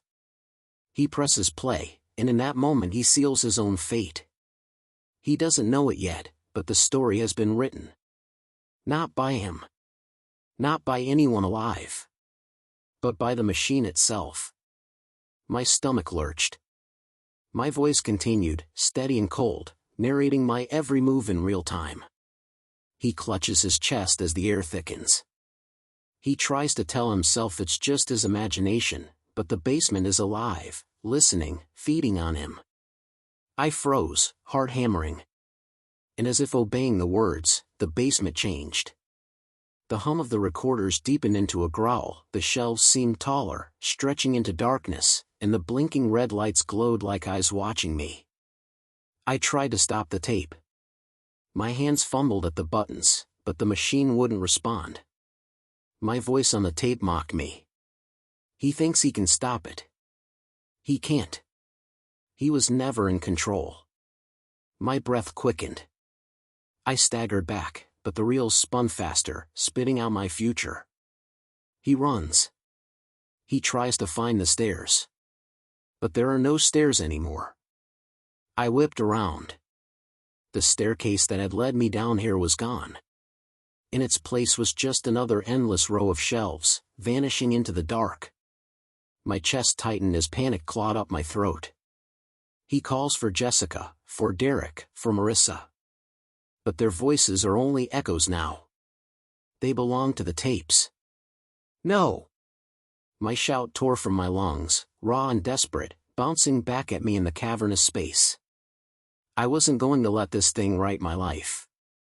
I wasn't going to be its puppet. But the machine was relentless. He doesn't understand. The tapes don't record life. They create it. He has never spoken a word of his own. Every laugh, every tear, every breath, was already written. He was never Michael Graves. He was only a recording waiting to be played. My knees buckled, and I dropped to the cold concrete floor, clutching my head. The words echoed in me like truth I had always known but never faced. My memories flickered, not just the past few days, but everything. My first kiss. My parents. My friends. All of it felt less like memories and more like playback. And then came the part that made my blood freeze. He looks down and realizes the tape is not just narrating. It is shortening. With every second, his story winds tighter. Soon, there will be no tape left to play. I scrambled to my feet and stared at the reel spinning on the master recorder. The tape was running out. Fast. The spools were almost empty. My life, unwinding in real time. The voice continued. He has one choice left. When the tape ends, so does he. Unless he finds another reel to replace it. My breath hitched. Another reel? Did that mean I could take someone else's? Replace my tape with theirs? The shelves around me groaned as if offering themselves. Thousands of lives, all neatly wound, waiting. But then came a final whisper from the tape, softer, almost tender. He doesn't realize yet, the reel he chooses will not just be stolen. He will live it. He will become it. He has always been only what the machine tells him to be. The reel spun faster, the tape almost gone.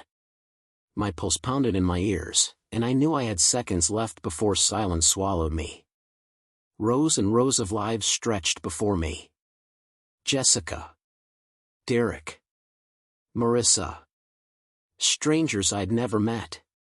Their fates, their voices, their souls, all spinning quietly, waiting for someone to press play. And the machine kept whispering, choose. Choose. Choose. My hands shook as I reached for the nearest reel, Jessica's tape, the one that had screamed and begged and pleaded before. I hesitated, sweat running cold down my spine. If I took it, what would happen to her? Would I save her? Or erase her completely? The machine clicked louder, a countdown and mechanical heartbeats. The last few inches of my tape slipped across the spool. I had to decide. The machine screamed with its whirring, the reels spinning so fast that the air vibrated. My tape was almost gone, I could see it, the last fragile strip of black magnetic ribbon pulling itself across the head of the recorder like the final strand of a spider's web. When it ended, so would I.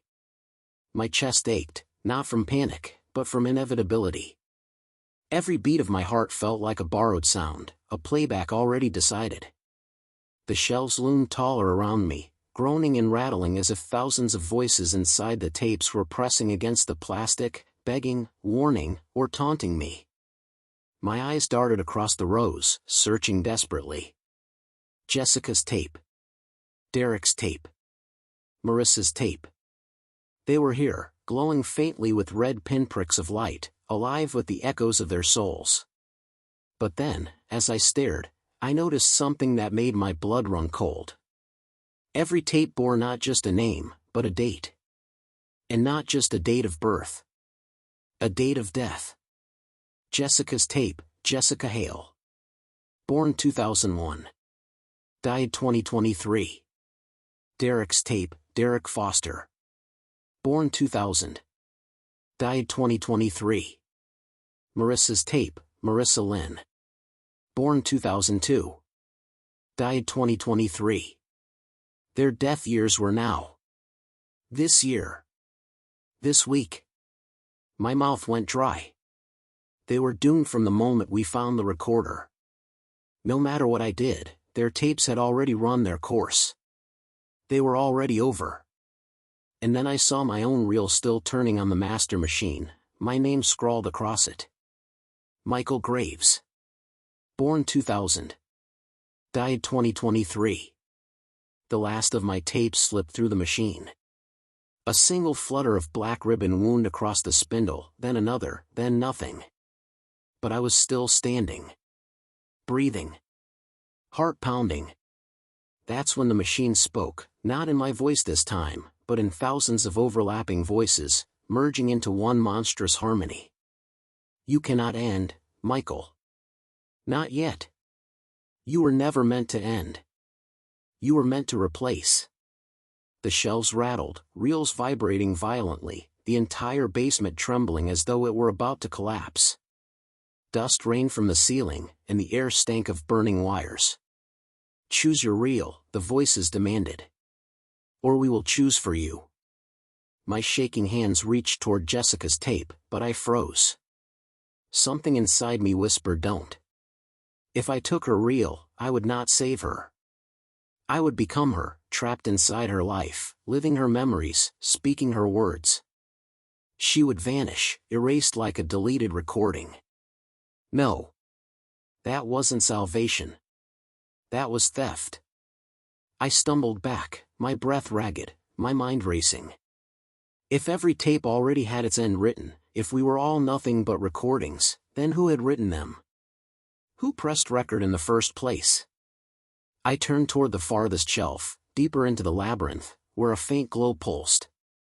Unlike the other reels, this one wasn't labeled with a name. It wasn't labeled at all. It was massive, far larger than the others, the black ribbon coiled thick as a rope. And it was still spinning, still recording.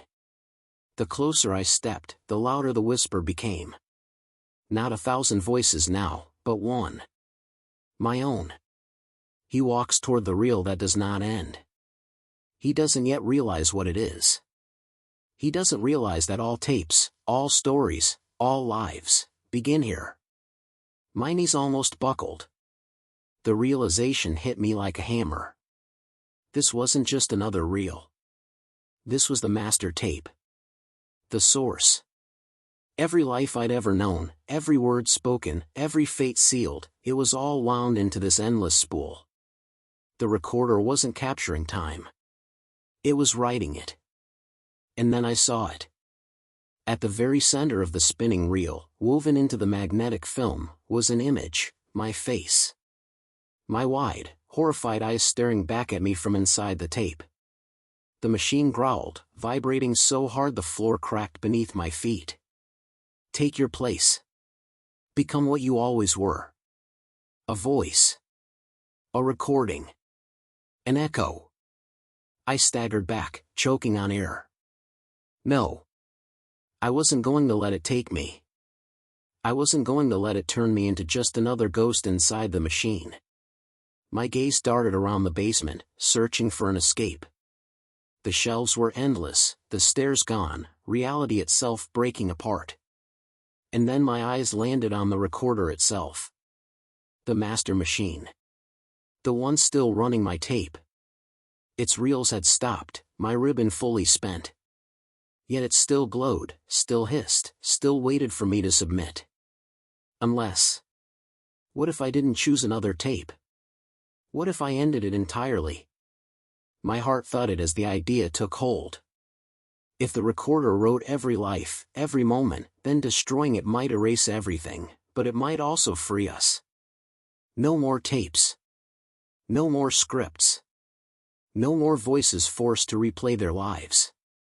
I lunged forward, grabbing the heavy metal recorder with both hands. Sparks shot from its wires, burning my palms, but I didn't let go. The voices roared in fury, shrieking, "Stop! Stop! You are not allowed to end the recording."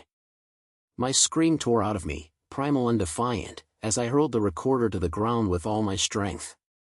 It shattered against the concrete.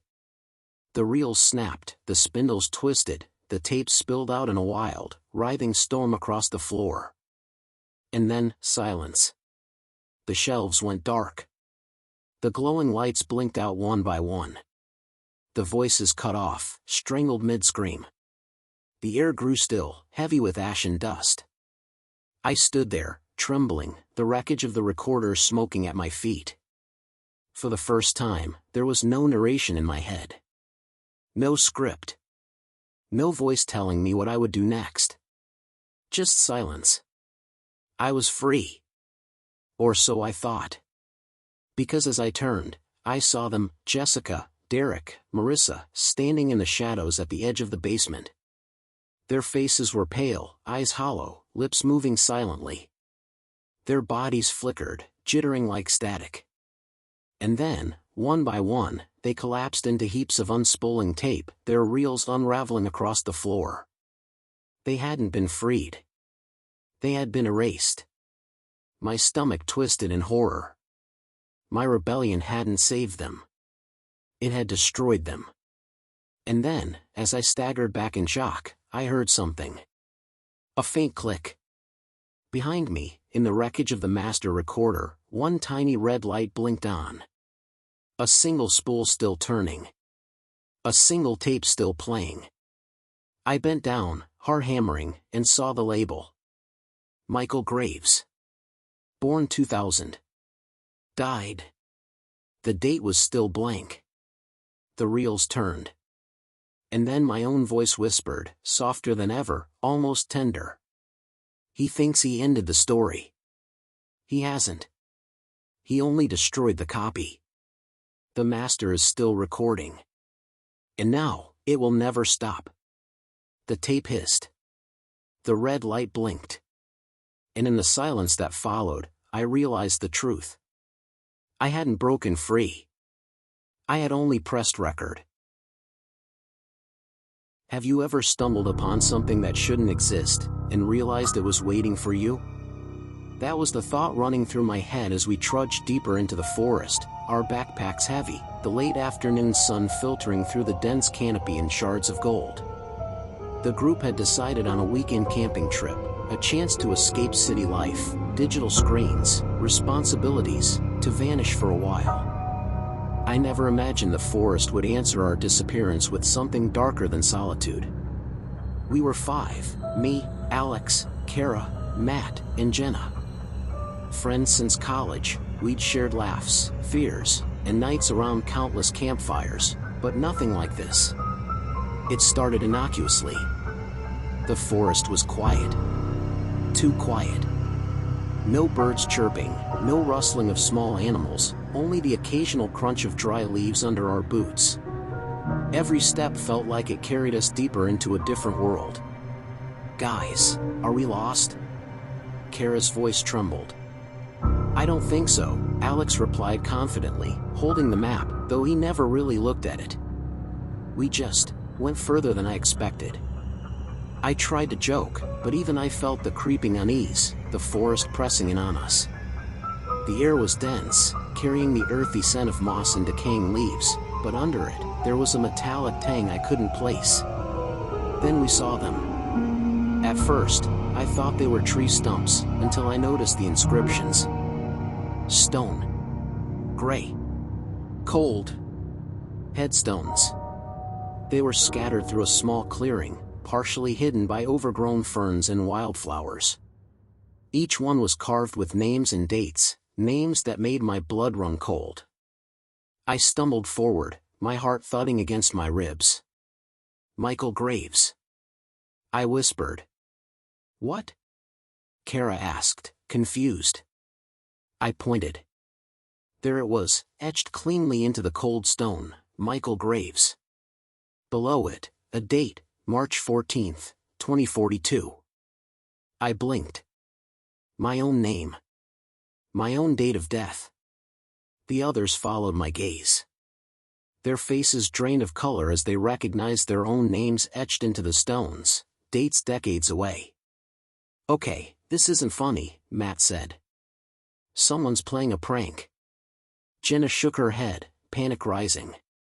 No one would go this far. We're miles from the road. And, why would someone carve future death dates?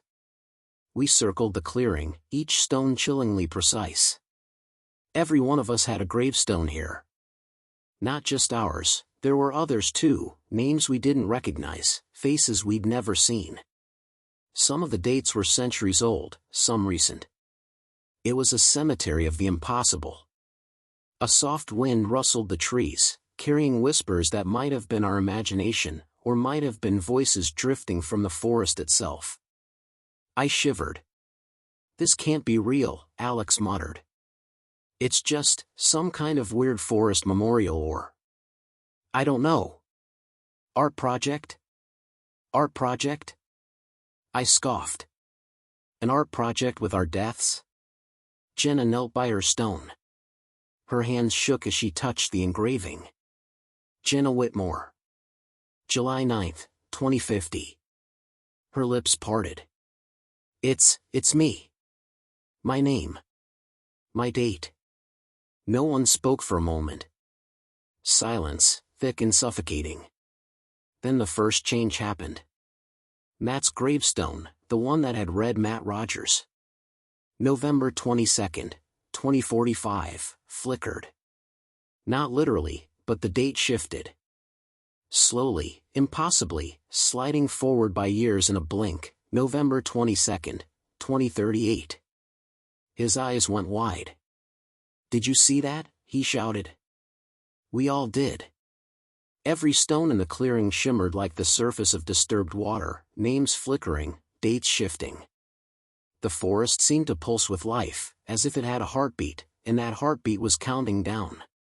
A sudden scream cut through the clearing, Kara's. She pointed at a stone just beyond the ferns.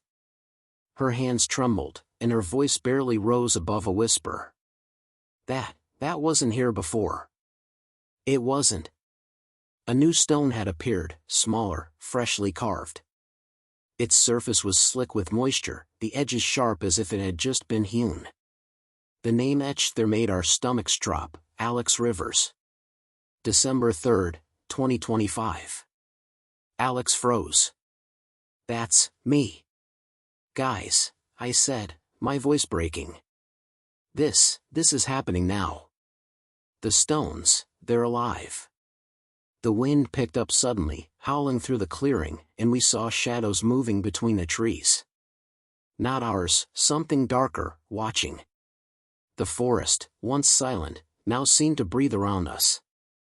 Every branch snapped, every leaf rustled with intention. "We need to leave," Jenna said urgently. "Now." But the path we'd taken had vanished. The forest closed in, dense and unfamiliar, as if reshaping itself around the clearing. Every direction looked the same, twisting trees, shadows, and more gravestones. A chill ran down my spine as I realized the horrifying truth: the forest had chosen us.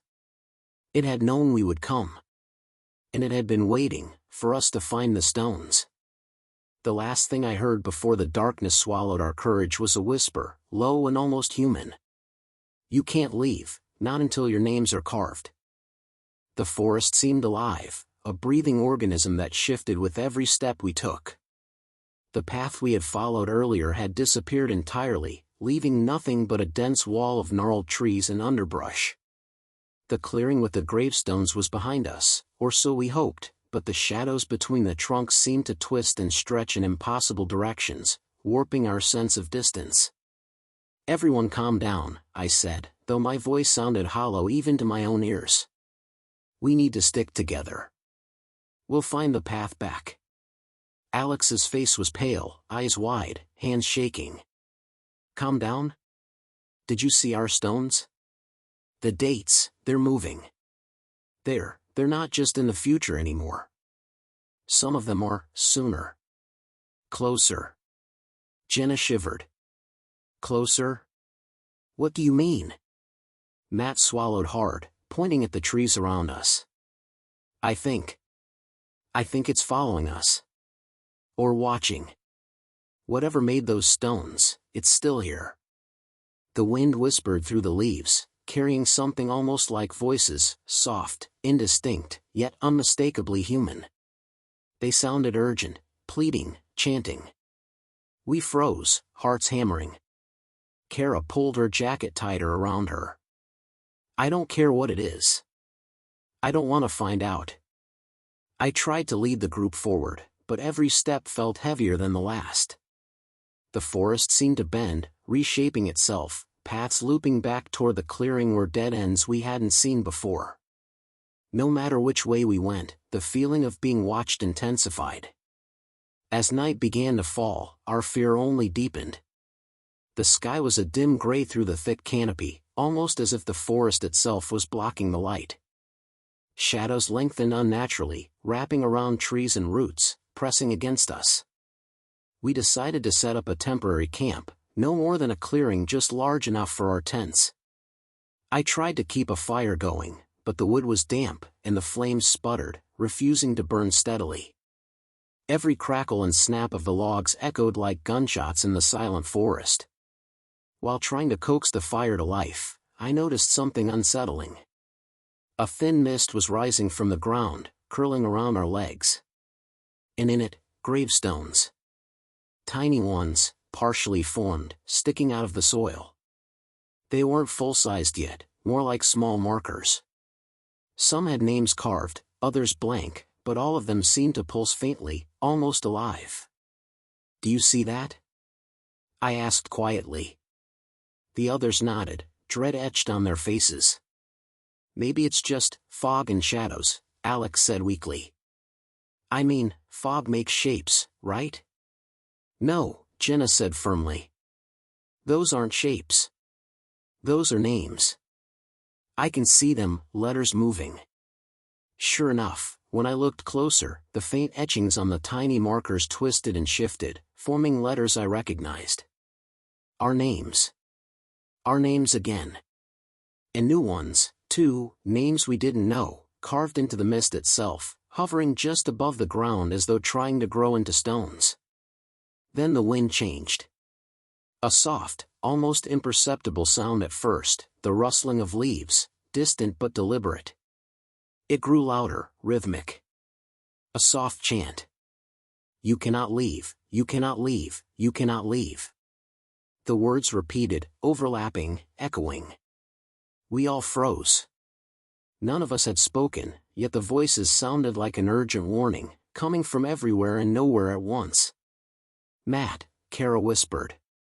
"It's in the trees." "I think it's in the trees." And that's when we saw them, shapes moving just beyond the firelight. Shadows, humanoid but wrong. Limbs too long, bodies twisted at impossible angles. They didn't run, didn't walk, they glided silently, merging with the mist, yet clearly intent on keeping us trapped. Jenna grabbed my arm. "We can't stay here. We have to move."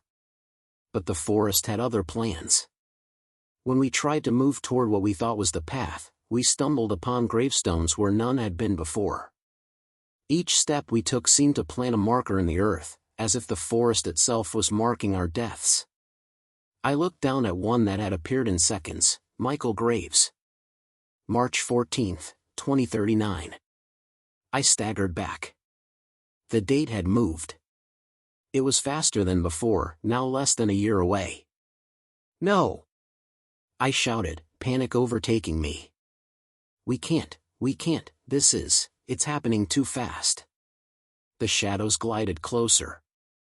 Shapes formed more clearly now, faces, twisted and indistinct, some familiar, some grotesque, all silent but watching.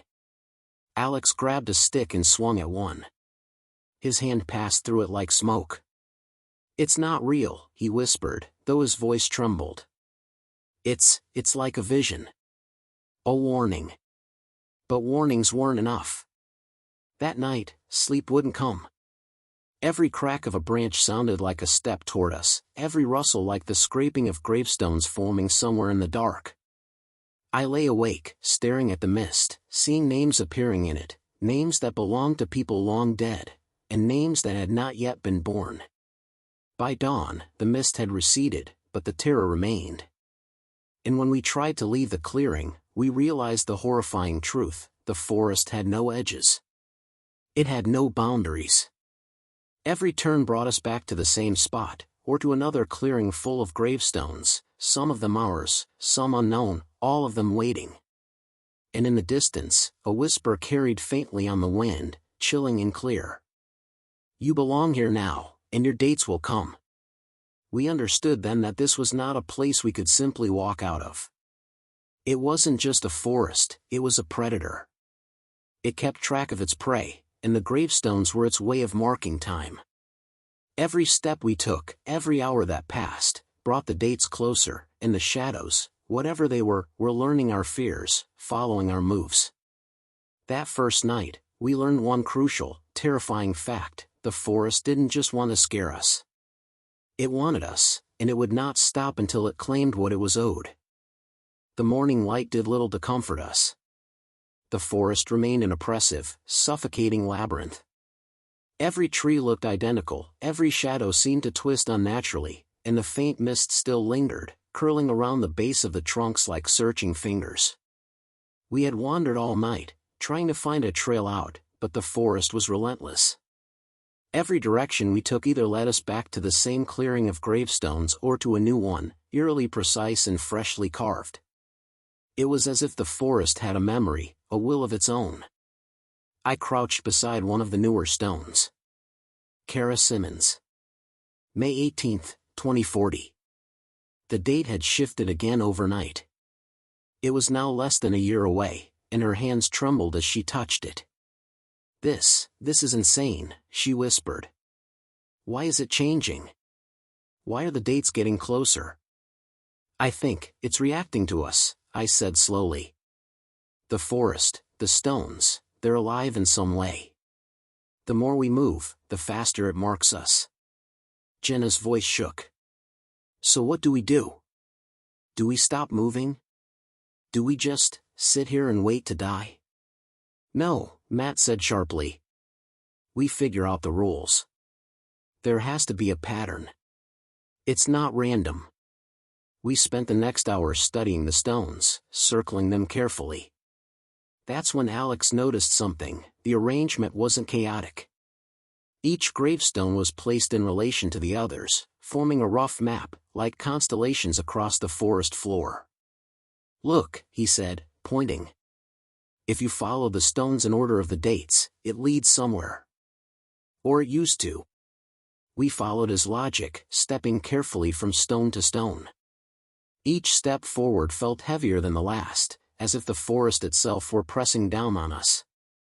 The names on the stones flickered as we passed, some shifting by years, some forming entirely new ones. And with every change, the shadows grew bolder, circling the edges of our vision, always just out of reach. Then we saw it, a gravestone unlike the others. Larger, blacker, almost as if it had absorbed the light around it. No name. No date. Just a blank surface that seemed to pulse faintly, almost like a heartbeat. Jenna took a cautious step closer. What is this one? I swallowed hard. I don't know, but it feels wrong. The shadows stirred, emerging from the trees in jagged, fluid movements. Faces flickered in the dark, some human, some grotesque, all silent but watching. The forest seemed to hum, low and throbbing, in time with the pulsing gravestone. Matt stepped forward, hand shaking as he reached out to touch it. Maybe this is the source. The one that controls the rest. Before he could make contact, the forest changed. The ground shuddered beneath us, roots curling like serpents. Gravestones erupted from the soil around us, forming a wall of names, dates, and faces. Some of them were ours, some we didn't recognize. The wall grew higher, taller, pressing in like a cage. Back! I yelled, grabbing Matt. It's trying to trap us. We stumbled backward, but the forest wasn't done. The mist thickened, forming shapes that moved with intent. Shadows reached out like hands, wrapping around tree trunks, claws slicing through the fog. Whispers swirled in the air, urgent and indistinct. You cannot leave, your dates will come, your names are owed. Then we noticed something horrifying. The gravestones were rearranging themselves, subtly but unmistakably. Lines formed, angles shifted, and the larger black stone at the center pulsed faster, as if reacting to our fear. This isn't just a forest, Jenna whispered, her voice barely audible. It's a mind. It's alive. And it's learning. I realized then what we hadn't understood before: every action we took, every step, even our panic, was feeding it. The more we tried to escape, the faster the stones appeared, the dates accelerated, and the shadows grew stronger. Alex looked at me, eyes wide. So, it's testing us? Or playing with us? I didn't answer. I was staring at the black stone, feeling its pulse through the soles of my feet. It wasn't just a stone. It was a focal point, a heart of the forest. And I had a sinking feeling that if we ever touched it, we wouldn't come back. Suddenly, one of the smaller stones shifted violently. Kara screamed as the letters on it twisted, forming a message. Your friends will fall first. We froze. The words were carved in the stone itself, and yet they glowed faintly, almost alive. Our eyes darted to each other, fear and disbelief mirrored across every face. That's not possible, Matt said. It can't predict.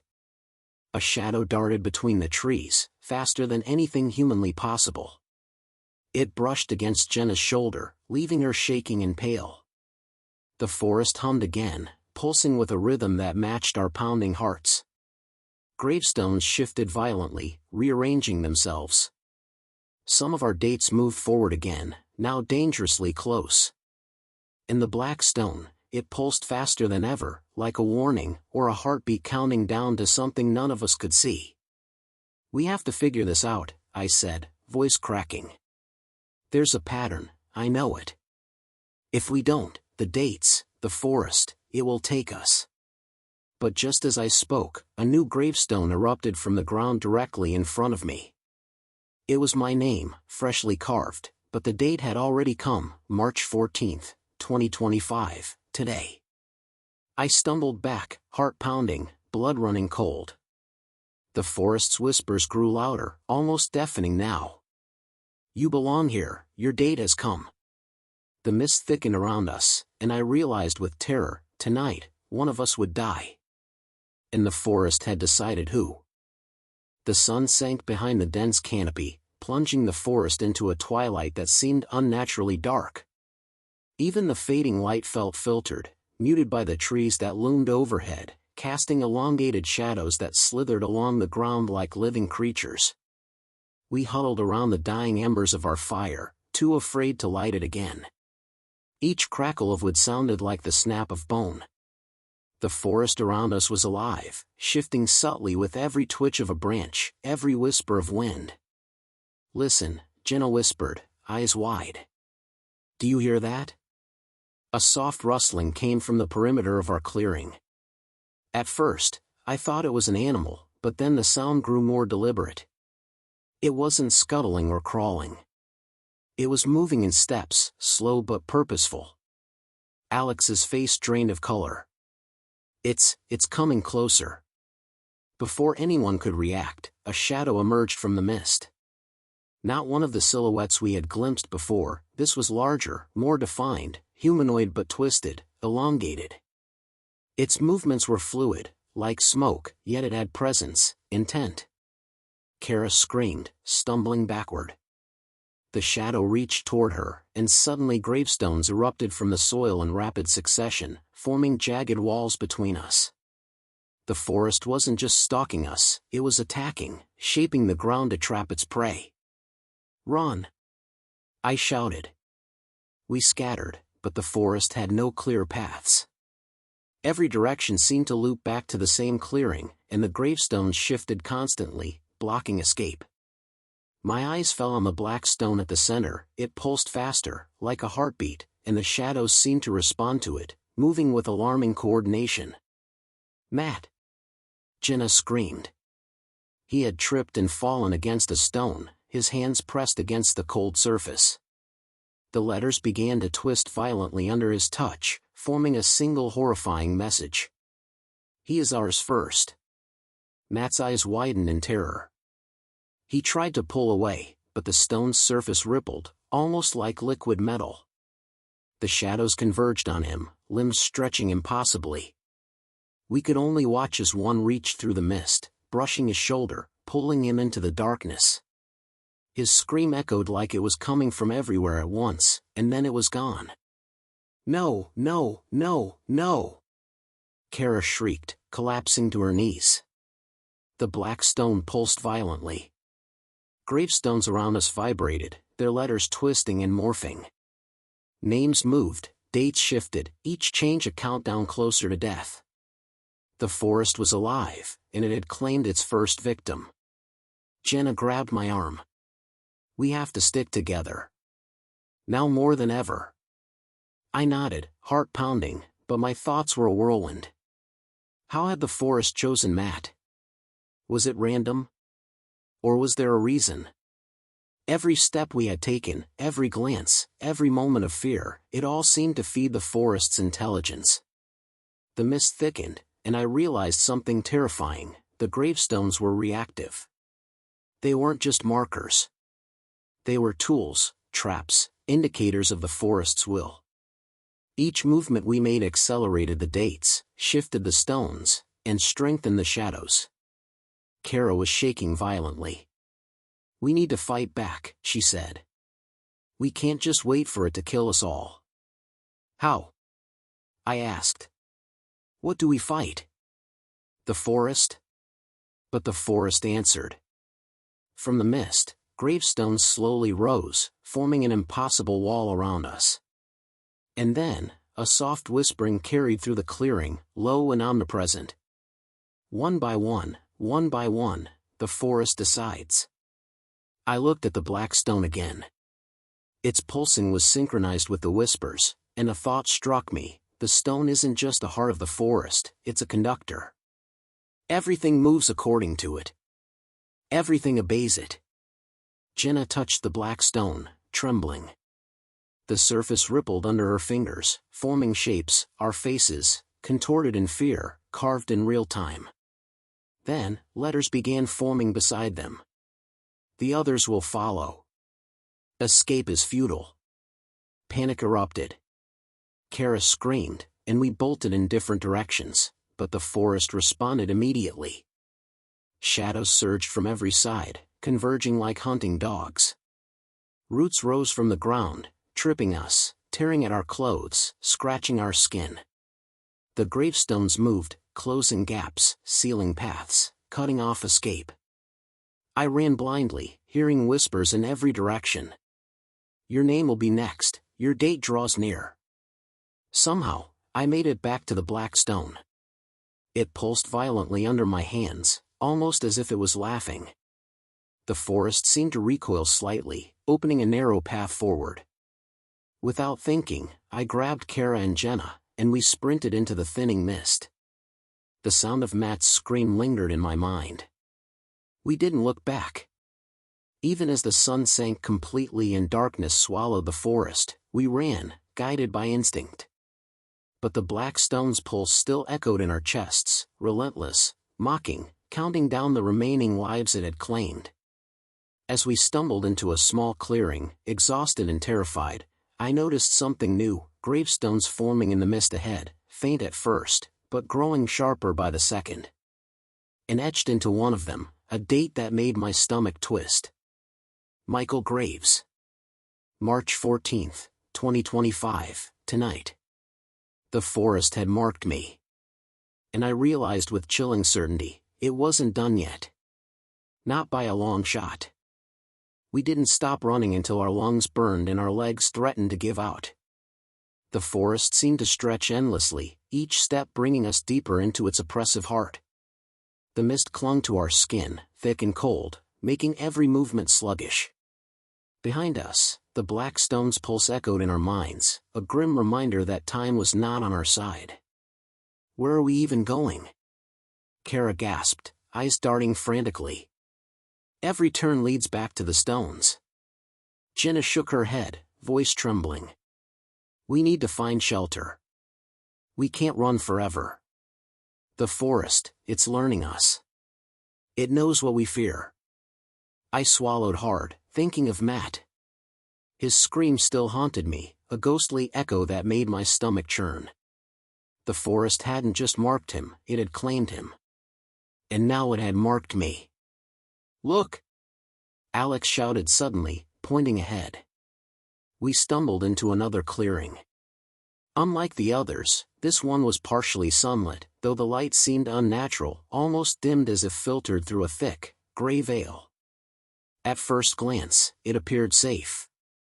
But gravestones had already begun to rise in the mist, small and freshly carved. We approached cautiously. The names were unfamiliar, except for one. Kara froze, pointing. That's mine. Kara Simmons. February 11th, 2039. She swallowed, trembling. It's moving forward. Faster. It wasn't here this morning. The black stone's influence wasn't here physically, but I could feel it. Its pulse resonated through the clearing, its presence suffocating, even from a distance. Shadows began to gather at the edges, elongated forms twisting unnaturally, inching closer as if sensing our fear. "We have to move," I said. "We need to understand the pattern before it's too late." Jenna bent down, examining the gravestones. "There's a pattern," she whispered. "Look at the arrangement. The older stones, mats, the older ones from before, seem to form lines. And the newer ones, they follow the same lines, converging toward the center." "The black stone?" Alex asked. "Yes," she said, eyes wide. "It's the center. Everything flows toward it. The forest, the shadows, the gravestones. It's like a map of death." We moved cautiously along the lines, stepping from stone to stone, noting how the dates shifted. Each of us was hyper-aware now. Every whisper of the wind, every rustle of leaves felt like a threat. The shadows darted between trees, closer now, their forms almost humanoid but always wrong, limbs bent at unnatural angles, faces smeared and featureless. Kara cried out suddenly, pointing. "It's moving toward me." A shadow lunged, brushing against her shoulder. She screamed, stumbling backward. But this time, it recoiled slightly, almost as if the black stone at the center of the previous clearing had directed it. "Wait," I said, heart hammering. "It's testing us. Every attack, every shadow, it's probing." The forest wasn't just hunting, it was studying. Learning our reactions, our fears, and our weaknesses. Then we noticed something new. Tiny carvings forming on some of the gravestones, almost like runes, glowing faintly in the mist. They shifted as we watched, rearranging themselves into symbols none of us recognized. But when Jenna traced one with her fingers, a word became clear. "Fear." The air vibrated with the word, echoing faintly through the mist. The shadows surged in response, moving faster, their shapes more defined. The forest wasn't merely alive, it fed on our terror. "We can't panic," I said, trying to sound braver than I felt. "If it's feeding on fear, then, we have to control it. Keep calm. Stick together." Easier said than done. Every footstep, every glance over the shoulder, made the shadows twitch closer. We moved along the lines of gravestones, each stone seeming to pulse under our gaze, the dates on some shifting even faster. Suddenly, a whisper floated to my ear, low and deliberate. "Tonight. One will fall. And the others will follow." I froze. Every hair on my body stood on end. The forest wasn't just predicting death, it was promising it. Then, from the mist, a gravestone erupted right in front of me. I stumbled backward, heart pounding. The surface glimmered wetly, and the letters twisted as if alive. And there it was, my name, freshly carved, with the date, March 14th, 2025, tonight. I staggered, breath shallow. The forest had marked me directly. Jenna grabbed my arm. "Michael, we have to move. It's coming for you next." And then it happened, the shadows attacked in unison. They lunged from every angle, limbs twisting, faces featureless but screaming silently. We scattered, dodging and weaving through the gravestones. The forest pulsed with life, each stone vibrating in response to the terror. Kara tripped over a root, and a shadow enveloped her. I spun around, reaching out, but it was too late. Her scream cut short, swallowed by the mist. My chest tightened. Two of us were now gone, Matt and Kara. "Jenna. Alex. We have to get out of here." I shouted, adrenaline fueling me. But the forest didn't let us go. Paths that once seemed open now looped back, gravestones forming walls behind us. The mist thickened, shadows circling like hunting wolves. Every step was deliberate, every heartbeat counted. I realized something horrifying. The forest wasn't just a place. It wasn't just alive. It was a predator, and we were trapped inside its mind. Every fear, every misstep, every hesitation, everything was feeding it. And the black stone at the center? It was the heart, the brain, the conductor of the hunt. As night fell completely, we huddled behind a cluster of gravestones, breaths ragged, terror clawing at our minds. And from the darkness, I heard it, soft, omnipresent, and terrifyingly clear. The remaining names will fall in order. I swallowed hard, staring at the gravestones forming in the mist. My name glimmered there, tonight. We had survived the first encounter, but survival was no longer enough. The forest wasn't just hunting us, it was orchestrating our deaths, moving every piece like a game of living chess. And in that moment, I realized, none of us would leave this forest alive. Not unless we discovered the forest's secret, and fast. The forest was quiet in a way that screamed. The absence of sound made every snap of a branch, every rustle of leaves, every whisper of the mist unbearable. Only Jenna, Alex, and I remained. Our friends were gone, Matt and Kara claimed by shadows and gravestones, but the forest seemed far from satisfied. I rubbed my arms, shivering despite the stifling humidity. The pulse of the black stone at the center of the last clearing still echoed in my mind, a relentless drum counting down toward my own date. Tonight. Jenna crouched beside a recently formed gravestone. It wasn't ours. The name was unfamiliar, carved with precision, but beneath it, someone had etched a symbol, a circle intersected with jagged lines. "Look," she whispered, pointing. "These symbols, they're forming a sequence. I think the forest is leaving a trail. A pattern. A set of rules." Alex leaned in, eyes scanning the surrounding stones. "Rules? It's a forest. It's alive, sure, but rules?" "Yes," Jenna said. "Look here."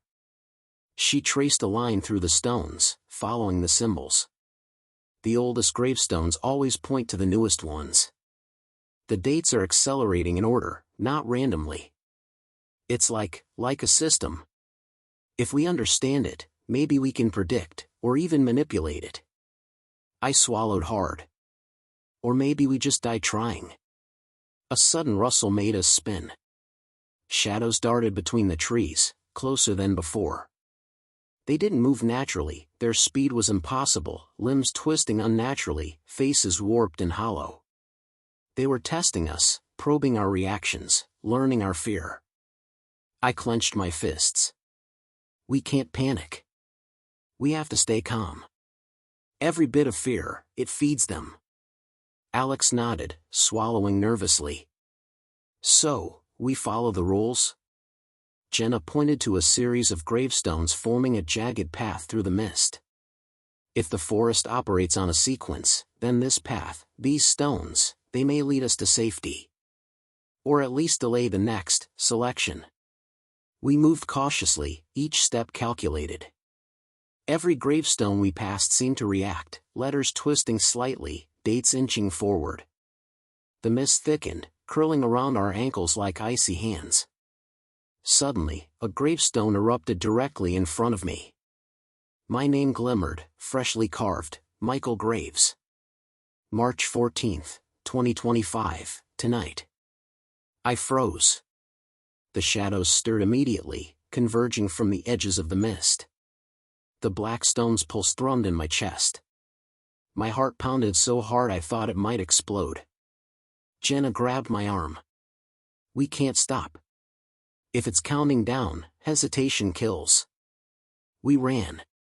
The shadows followed, darting through the mist, limbs stretching, faces contorting in silent screams. The gravestones shifted, forming walls, funneling us along the path Jenna had deciphered. "This way," she shouted, pointing to a cluster of stones marked with jagged symbols. Following her lead, we dodged another shadow that lunged from behind. Alex stumbled, falling against a gravestone. The letters twisted violently, forming a warning: the next will fall if you fail.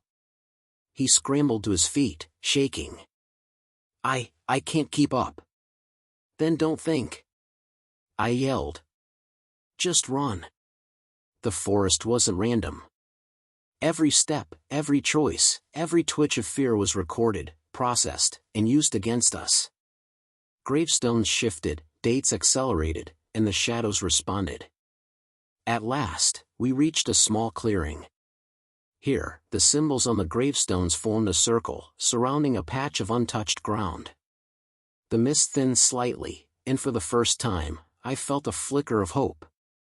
Jenna knelt, tracing the symbols. It's a focal point, she whispered. Like the black stone at the center of the first clearing, but different. Maybe, it's a neutral zone. A place where the forest's influence is weaker.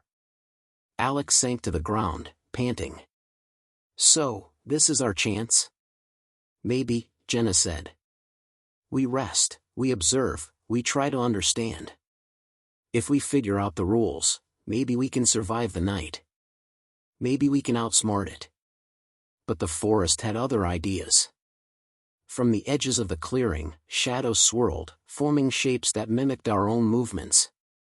They mirrored our fear, multiplying it. Each shadow carried a faint whisper. Tonight, one will fall, one by one. I shivered, realizing the true horror. The forest wasn't just a predator, it was a teacher. It wanted us to learn its rules the hard way, one death at a time. Jenna stood, eyes scanning the perimeter. We can't sleep. Not yet. Not until we know more. We need to watch, study, and anticipate its next move. The shadows writhed in the mist, watching. The gravestones vibrated faintly, letters twisting like liquid metal. The black stone's pulse thrummed in my chest, a relentless reminder: my date was tonight. And in that moment, I understood something terrifying: survival wasn't just about running or hiding. It was about understanding the forest, learning its rules, and somehow turning its system against itself. But the forest wasn't finished with us. Not by a long shot. The clearing was a fragile sanctuary, but the pulse of the black stone, or whatever it was at the center of the forest, still throbbed in our minds like a countdown. Every second felt like an hour, every shadow a potential killer waiting for a mistake. Jenna knelt again, studying the symbols on the gravestones. If the forest follows a pattern, then it's predictable. The oldest gravestones point to the newest. The dates accelerate in order. We can use that to our advantage. Alex shook his head, exhausted. Use it? Michael, it's a forest that kills people. You think there's an advantage? I swallowed hard. It's the only chance we have. We have to understand the rules before it marks another one of us. We spent hours experimenting cautiously. I touched a gravestone and watched the letters shift. Jenna moved along the path, tracing the symbols with a stick. Alex observed from the edge, noting how the dates changed based on our actions. Every move had a consequence. The forest responded immediately, adjusting gravestones, shifting mist, sending shadows closer when we hesitated. Then we made a breakthrough. Jenna pointed to a sequence of stones forming a triangular path. If we follow this path correctly, she whispered, we can slow the acceleration of the dates. It's like a counterbalance. We can't stop the forest, but we can delay it. Delay it until when? Alex asked.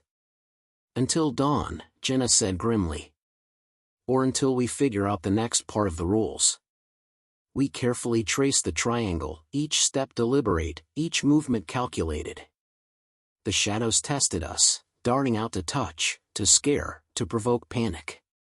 But we held our composure, moving methodically. The gravestones responded, the letters stabilized, some dates even moved backward slightly. It felt like a victory, temporary, fragile, but at least we weren't being immediately marked for death. Then the forest retaliated.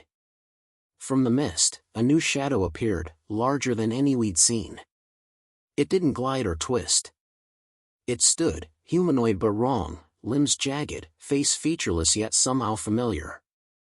Its presence alone pressed down on our chests, and the air around it shimmered with dark energy. Alex froze. It's watching us. The forest sent it. The shadow lunged. I barely had time to shove Jenna aside. It collided with the ground where she had stood, sending a shockwave of mist and whispering voices. Gravestones rattled violently, letters spinning like wind-driven leaves. I realized then, we weren't just interacting with the forest. We were interacting with its guardians, manifestations of its will, extensions of its black stone. The rules we were deciphering weren't just patterns, they were traps, tests, manipulations. Jenna grabbed my arm. We can't fight it directly. That's what it wants. We have to move, follow the pattern exactly. We sprinted along the triangular path, hearts hammering. The shadow pursued, limbs slashing at the mist around us, but we didn't look back. Gravestones shifted, dates adjusting as we moved, reacting to our precision. Suddenly, I stumbled, nearly touching a gravestone. The letters twisted violently, forming a warning. Failure is final. The shadow surged closer, almost touching me. I scrambled forward, forcing my heart to calm, focusing on the sequence of stones. One wrong step, one moment of hesitation, and the forest would claim another life. Jenna and Alex were ahead, tracing symbols, signaling me with their hands. I followed, precise, careful, feeling the forest's pulse echoing in my chest, matching the rhythm of my heartbeat. Then the black stone pulsed like never before. The mist thickened, and I realized with dread, it wasn't just observing. It was intervening. From the mist, a gravestone erupted beneath my feet, unmarked at first. My heart sank. Then the letters twisted, forming my name. Michael Graves. March 14th, 2025, tonight. The shadow lunged simultaneously. My legs moved on instinct, following the symbols precisely, ignoring the terror clawing at my chest. The gravestone shifted under me, threatening to trap me in place, but I kept moving. When we finally completed the triangular path, the shadow recoiled, disappearing into the mist. The gravestones around us stabilized, dates slowing, letters holding steady. The forest had tested us, and for now, we had survived.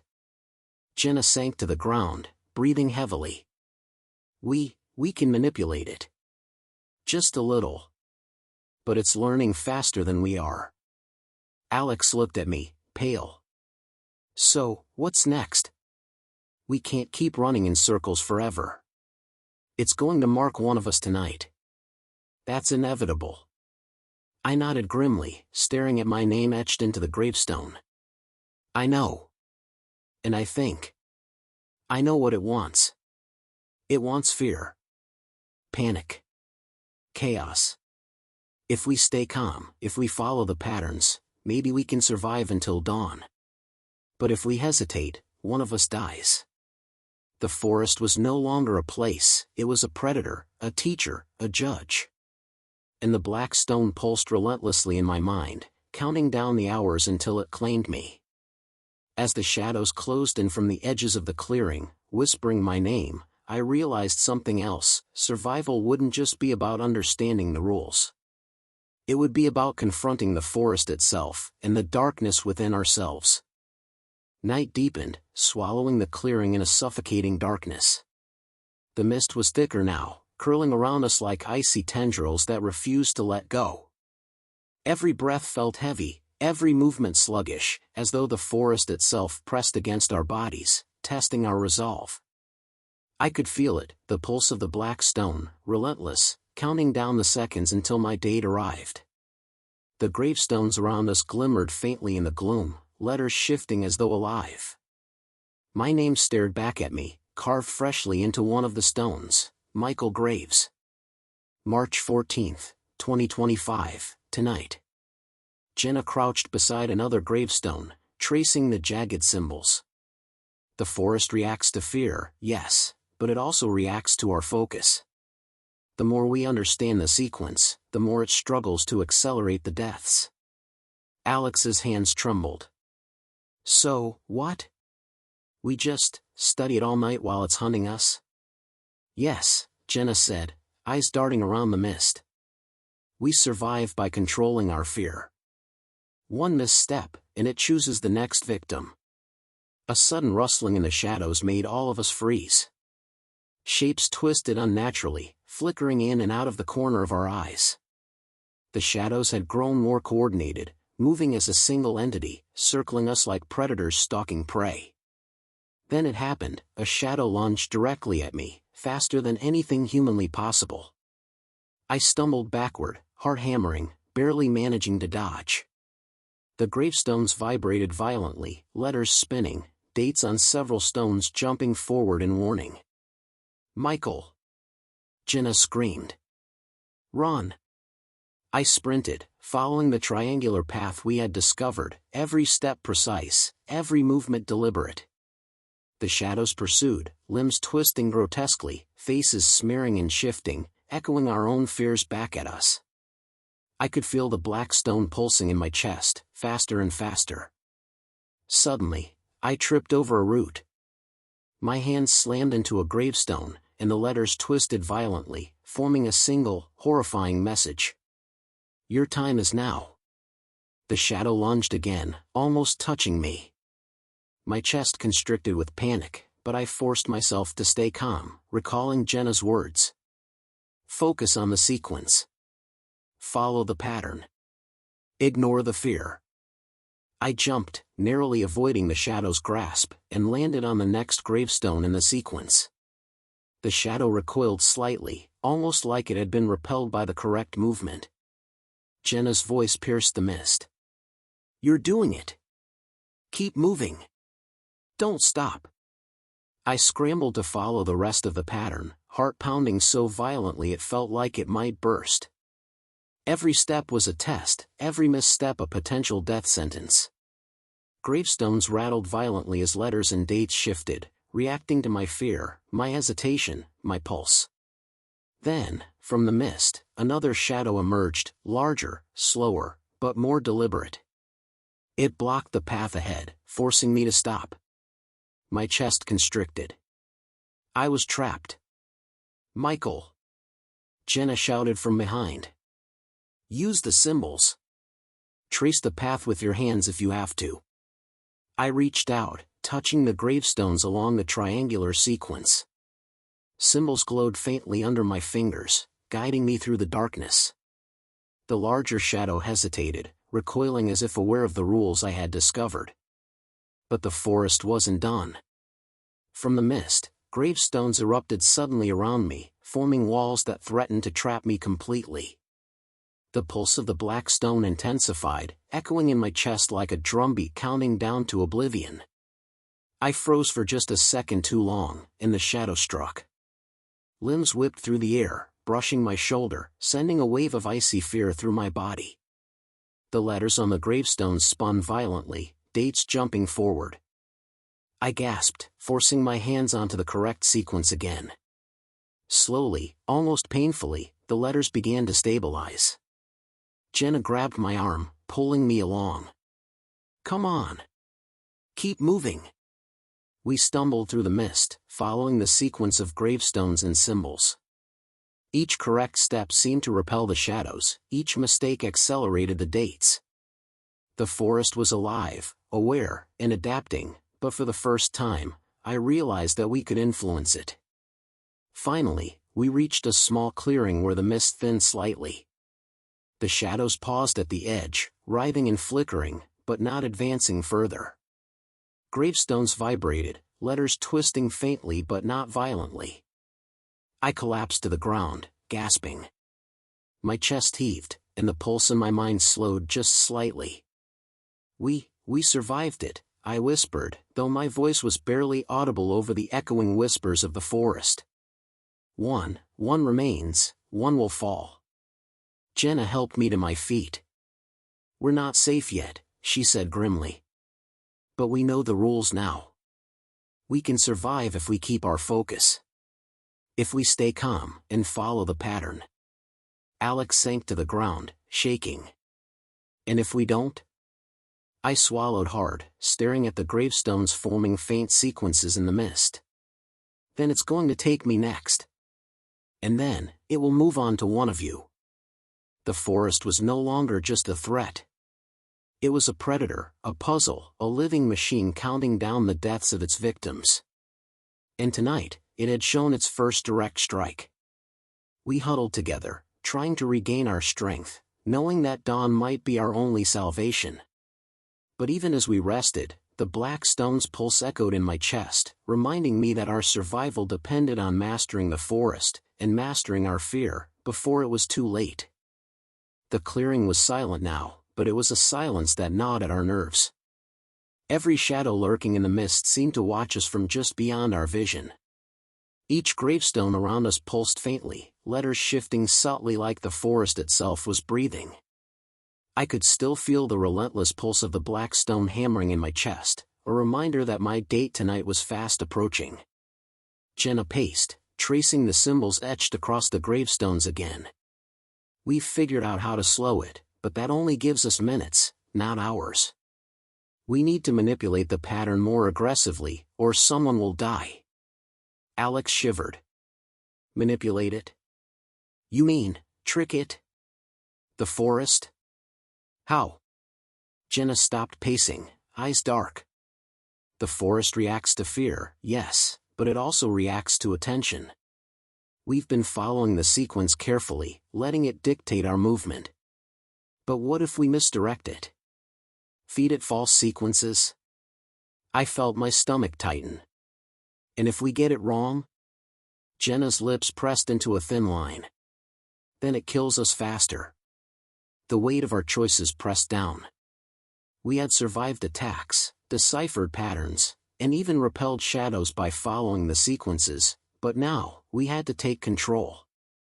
We had to challenge the forest. All right, I said, my voice steady despite the pounding of my heart. We do it together. Every step calculated. Every gravestone, every symbol, we control the outcome. The mist thickened as we advanced, gravestones erupting around us in rapid succession. Shadows writhed in the fog, darting close, but we ignored them, focusing on the sequence Jenna had laid out. This is it, she whispered. We start the false sequence. Move with me. We moved, hands tracing the gravestones as the black stone pulsed faster than ever. Letters on the stones twisted violently, dates jerking forward and backward in response to our deliberate steps. I could feel the forest recoiling, confused. The shadows paused, almost hesitant.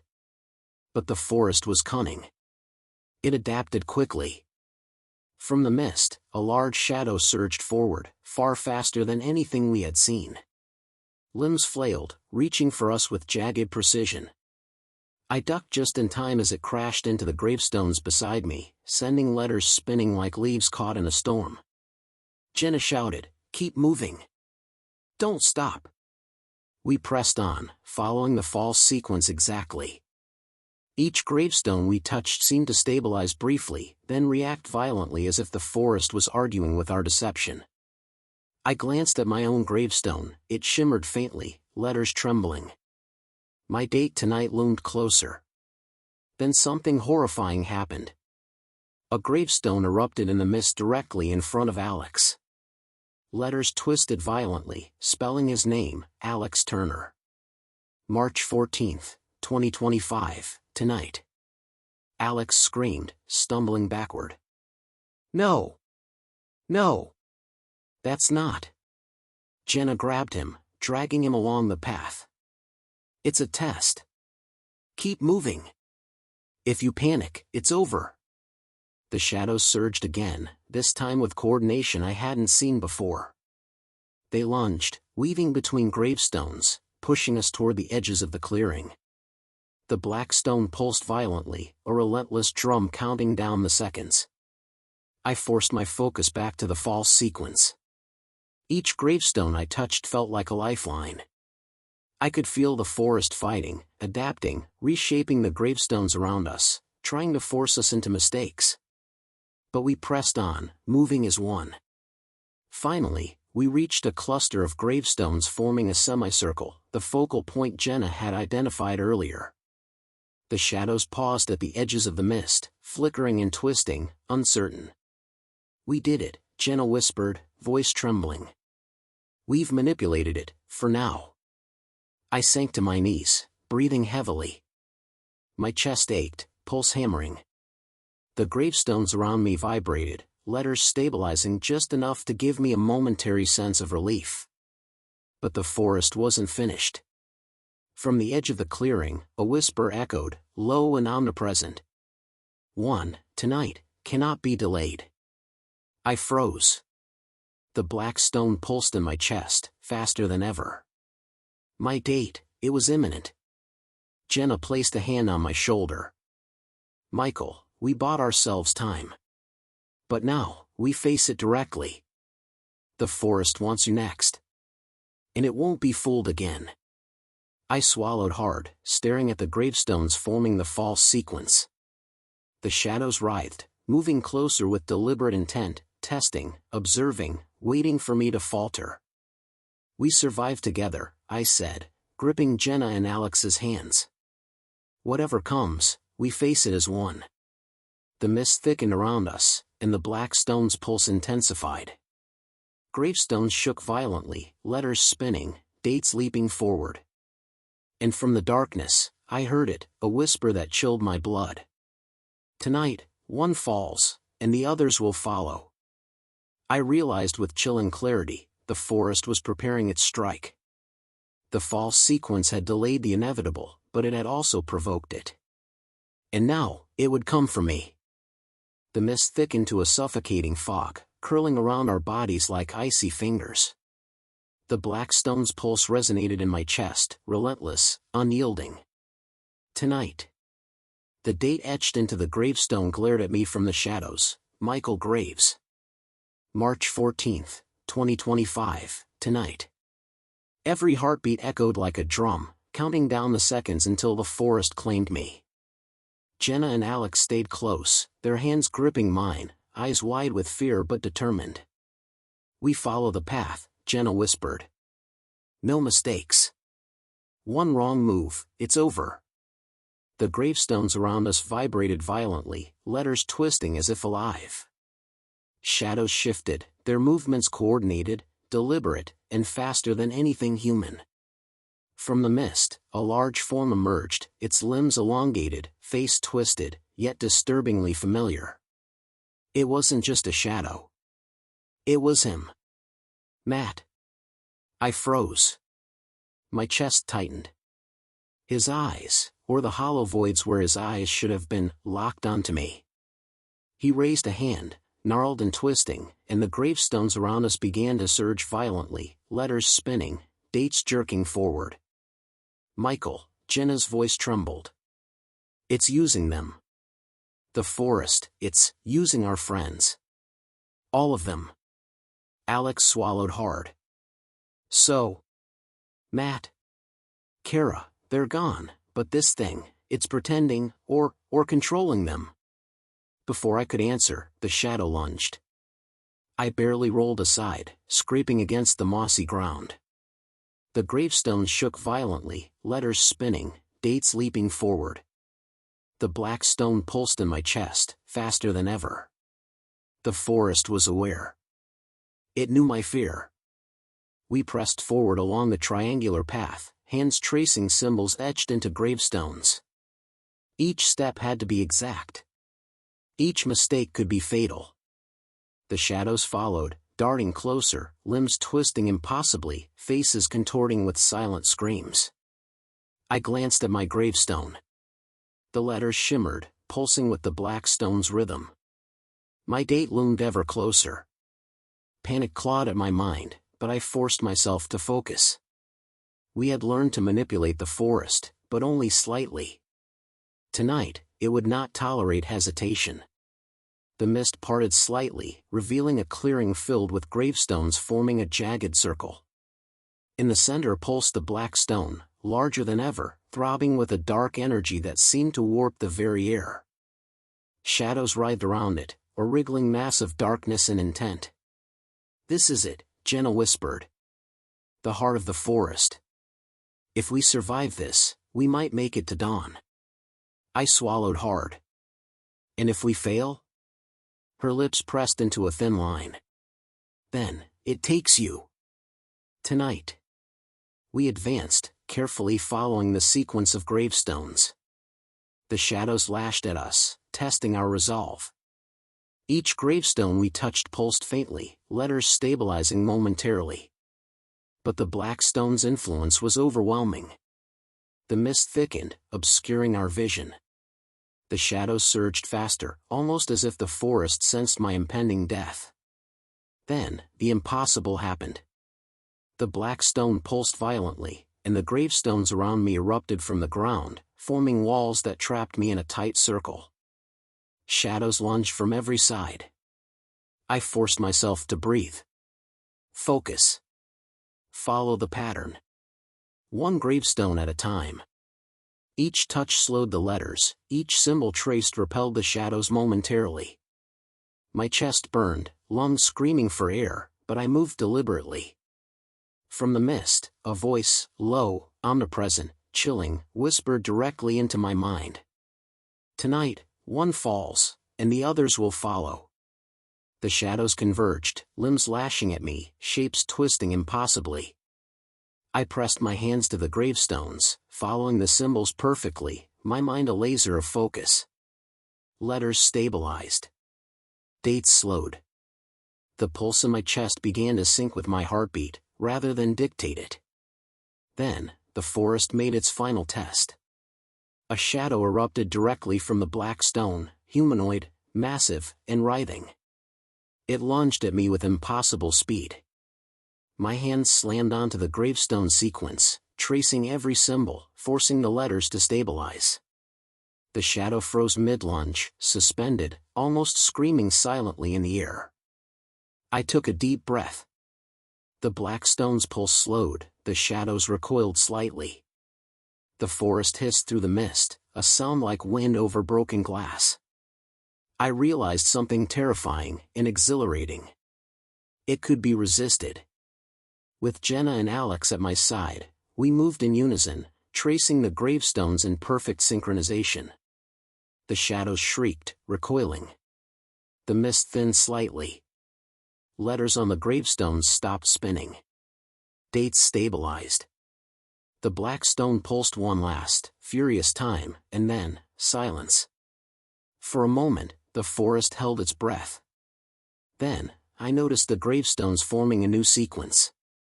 My date was still etched clearly, March 14th, 2025, but the letters no longer pulsed violently. The forest was still alive, but it had paused. Jenna exhaled shakily. We survived the night. For now."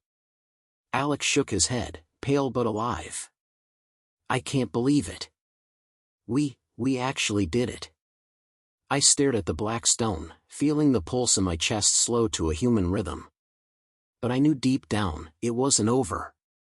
The forest had tested us tonight, and while we had survived, it was still alive. Still watching. Still learning. And we were far from safe. The night had stretched into a suffocating blackness that made every movement feel deliberate, every breath a struggle. After surviving the forest's deadliest strike, Jenna, Alex, and I sat huddled behind a cluster of gravestones, trying to regain our strength. Our minds raced. The black stone's pulse had slowed, but it still thrummed faintly, omnipresent, like the heartbeat of a predator waiting for us to falter. "We survived," Alex said quietly, though his voice trembled. "But, for how long? It's learning from us." Jenna shook her head, tracing the symbols on the gravestones once more. "This isn't just a forest," she murmured. "It's a system. A living entity designed to record, predict, and manipulate. The gravestones aren't just markers, they're its memory, its eyes, its way of controlling reality." I swallowed hard, looking at the gravestones surrounding us. Each one glimmered faintly in the mist, names and dates etched with uncanny precision. But there was something else, subtle, tiny carvings beneath the letters, symbols that shifted slowly, almost imperceptibly. "What are they?" I asked. "The rules," Jenna said softly. "It's like a program. Each gravestone encodes actions, consequences, and fates. The forest isn't random, it's a living algorithm." Alex's eyes widened. "So, it knows us? Not just physically, but mentally? Emotionally?" "Yes," Jenna said grimly. "It learns from fear, hesitation, and mistakes. That's why we survived earlier. We stayed calm. We followed the pattern. But it's adapting faster now. It's learning how to counter us." I felt a chill crawl up my spine. Then, what if it already knows we're trying to resist it? Before anyone could answer, the gravestones around us began to shift, forming a jagged path deeper into the forest. The mist thickened, shadows weaving through it like serpents. The black stone pulsed faintly in the distance, almost as if beckoning us forward. "We don't have a choice," Jenna said. "The forest is guiding us. If we follow the path, maybe we can find the center. The true heart of it. And maybe, just maybe, we can end it." We moved cautiously, every step deliberate. The gravestones formed a complex maze, letters and symbols pulsing faintly, guiding our movement. Shadows lurked at the edges, but none attacked, at least, not yet. The forest was testing, learning, but also revealing something. Hours passed. The mist grew thicker, and the gravestones became more ornate, covered in elaborate symbols that pulsed faintly under our touch. Then, at last, we reached a clearing unlike any before. At the center lay a massive black stone, larger than any we had seen, its surface rippling like liquid obsidian. Jenna knelt beside a nearby gravestone. This is the heart. All the sequences, the gravestones, the shadows, they originate from this stone. It's not just alive, it's conscious. It thinks. It predicts. It punishes." Alex swallowed hard. "So, if we destroy it, will it end?" Jenna hesitated. "Maybe. But I'm not sure it's a thing that can be destroyed. It's the forest itself. Every tree, every root, every stone, it's all part of it. Destroying this stone might, or it might make it worse." I stared at the black stone, pulse thrumming in my chest in time with it. And then I saw it, tiny carvings on its surface, shifting slowly, forming words. "The final name will be written by fear or will." My stomach turned. The forest was giving us a choice, or an illusion of choice. Our fear could end it, or our will could challenge it. But the risk was staggering. One wrong step, one flicker of doubt, and we would all die. Jenna's eyes met mine. "Michael, your date tonight. It's still active. The forest wants to claim you. But maybe you can write the next sequence instead of letting it dictate it. You can choose, control, survive." Alex shivered. "But, how?" "The rules, the sequences, everything is its control. How do you take control of the heart of the forest?" I swallowed hard, staring at the black stone. The pulse in my chest had synced with its rhythm, but now I could feel the potential to reverse it. To take command. To write my own sequence, my own fate.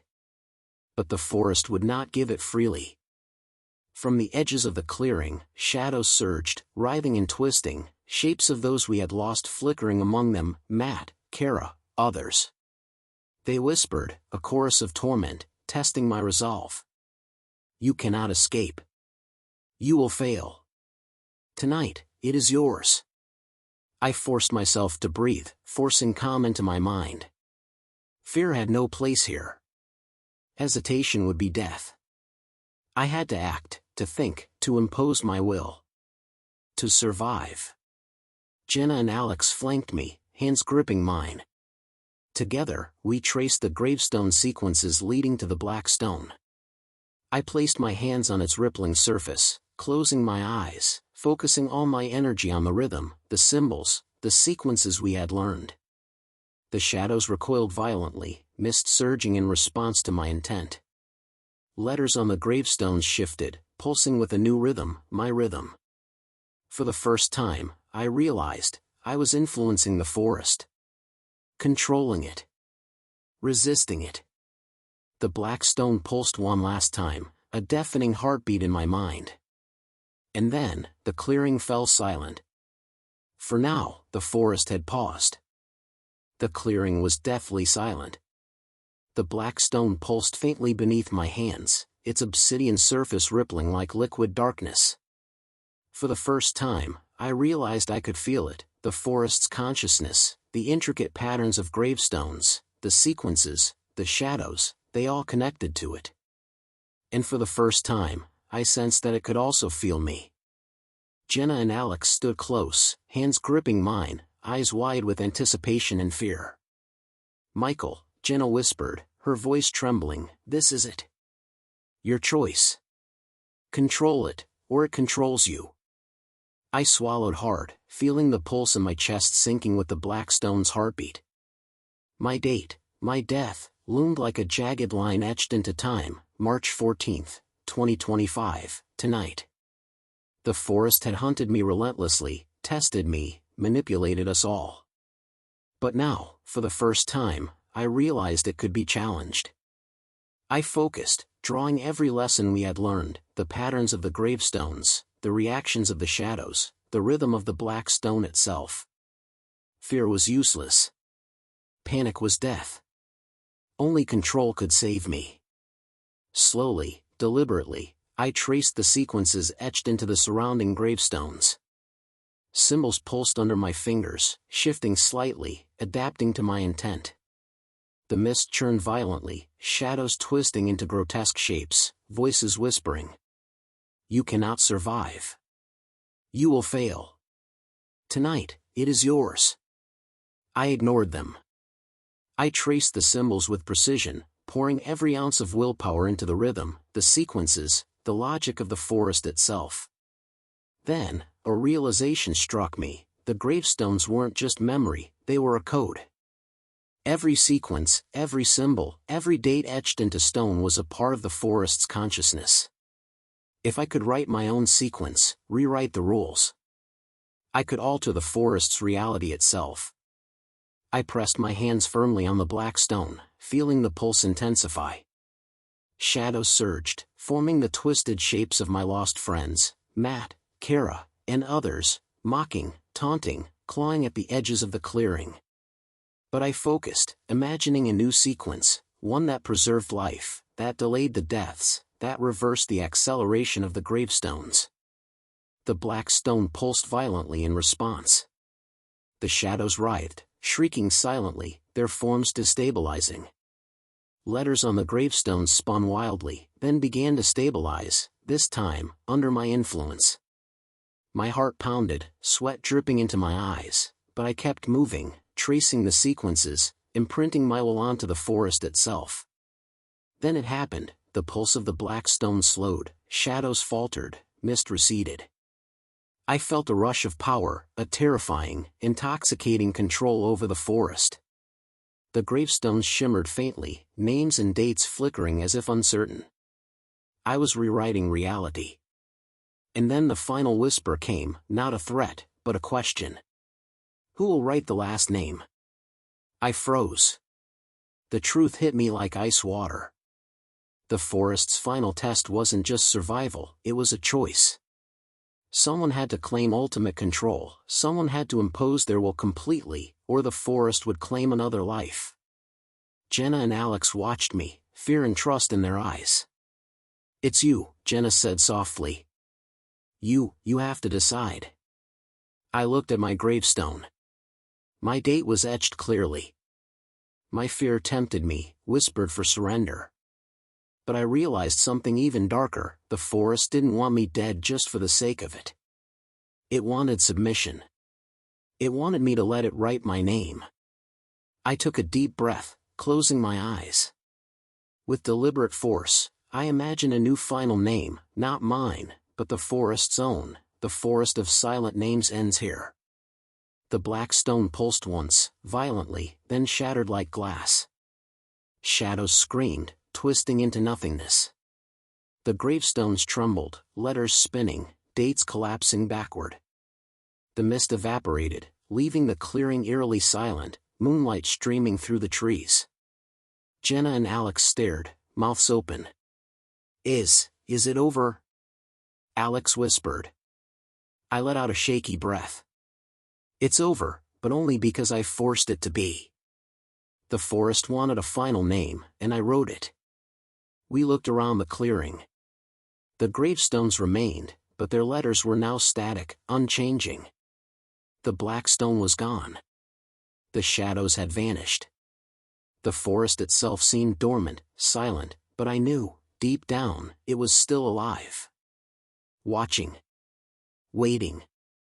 But now, it was under our rules. Jenna knelt beside me. You did it, you survived. We survived. I nodded, feeling exhaustion and relief wash over me. But a lingering fear remained. The forest had been defeated tonight, yes, but it had taught us its rules. And one day, someone else might stumble upon them. As we walked toward the edge of the forest, I glanced back one last time. Gravestones glimmered faintly in the moonlight, silent witnesses to the night's horrors. And in that moment, I understood the final, chilling truth. The forest never forgets. It only waits for the next name to be written. Michael survives by rewriting the forest's rules, forcing it to accept his will. The forest is neutralized but remains alive, hinting at future dangers and leaving a lingering sense of dread.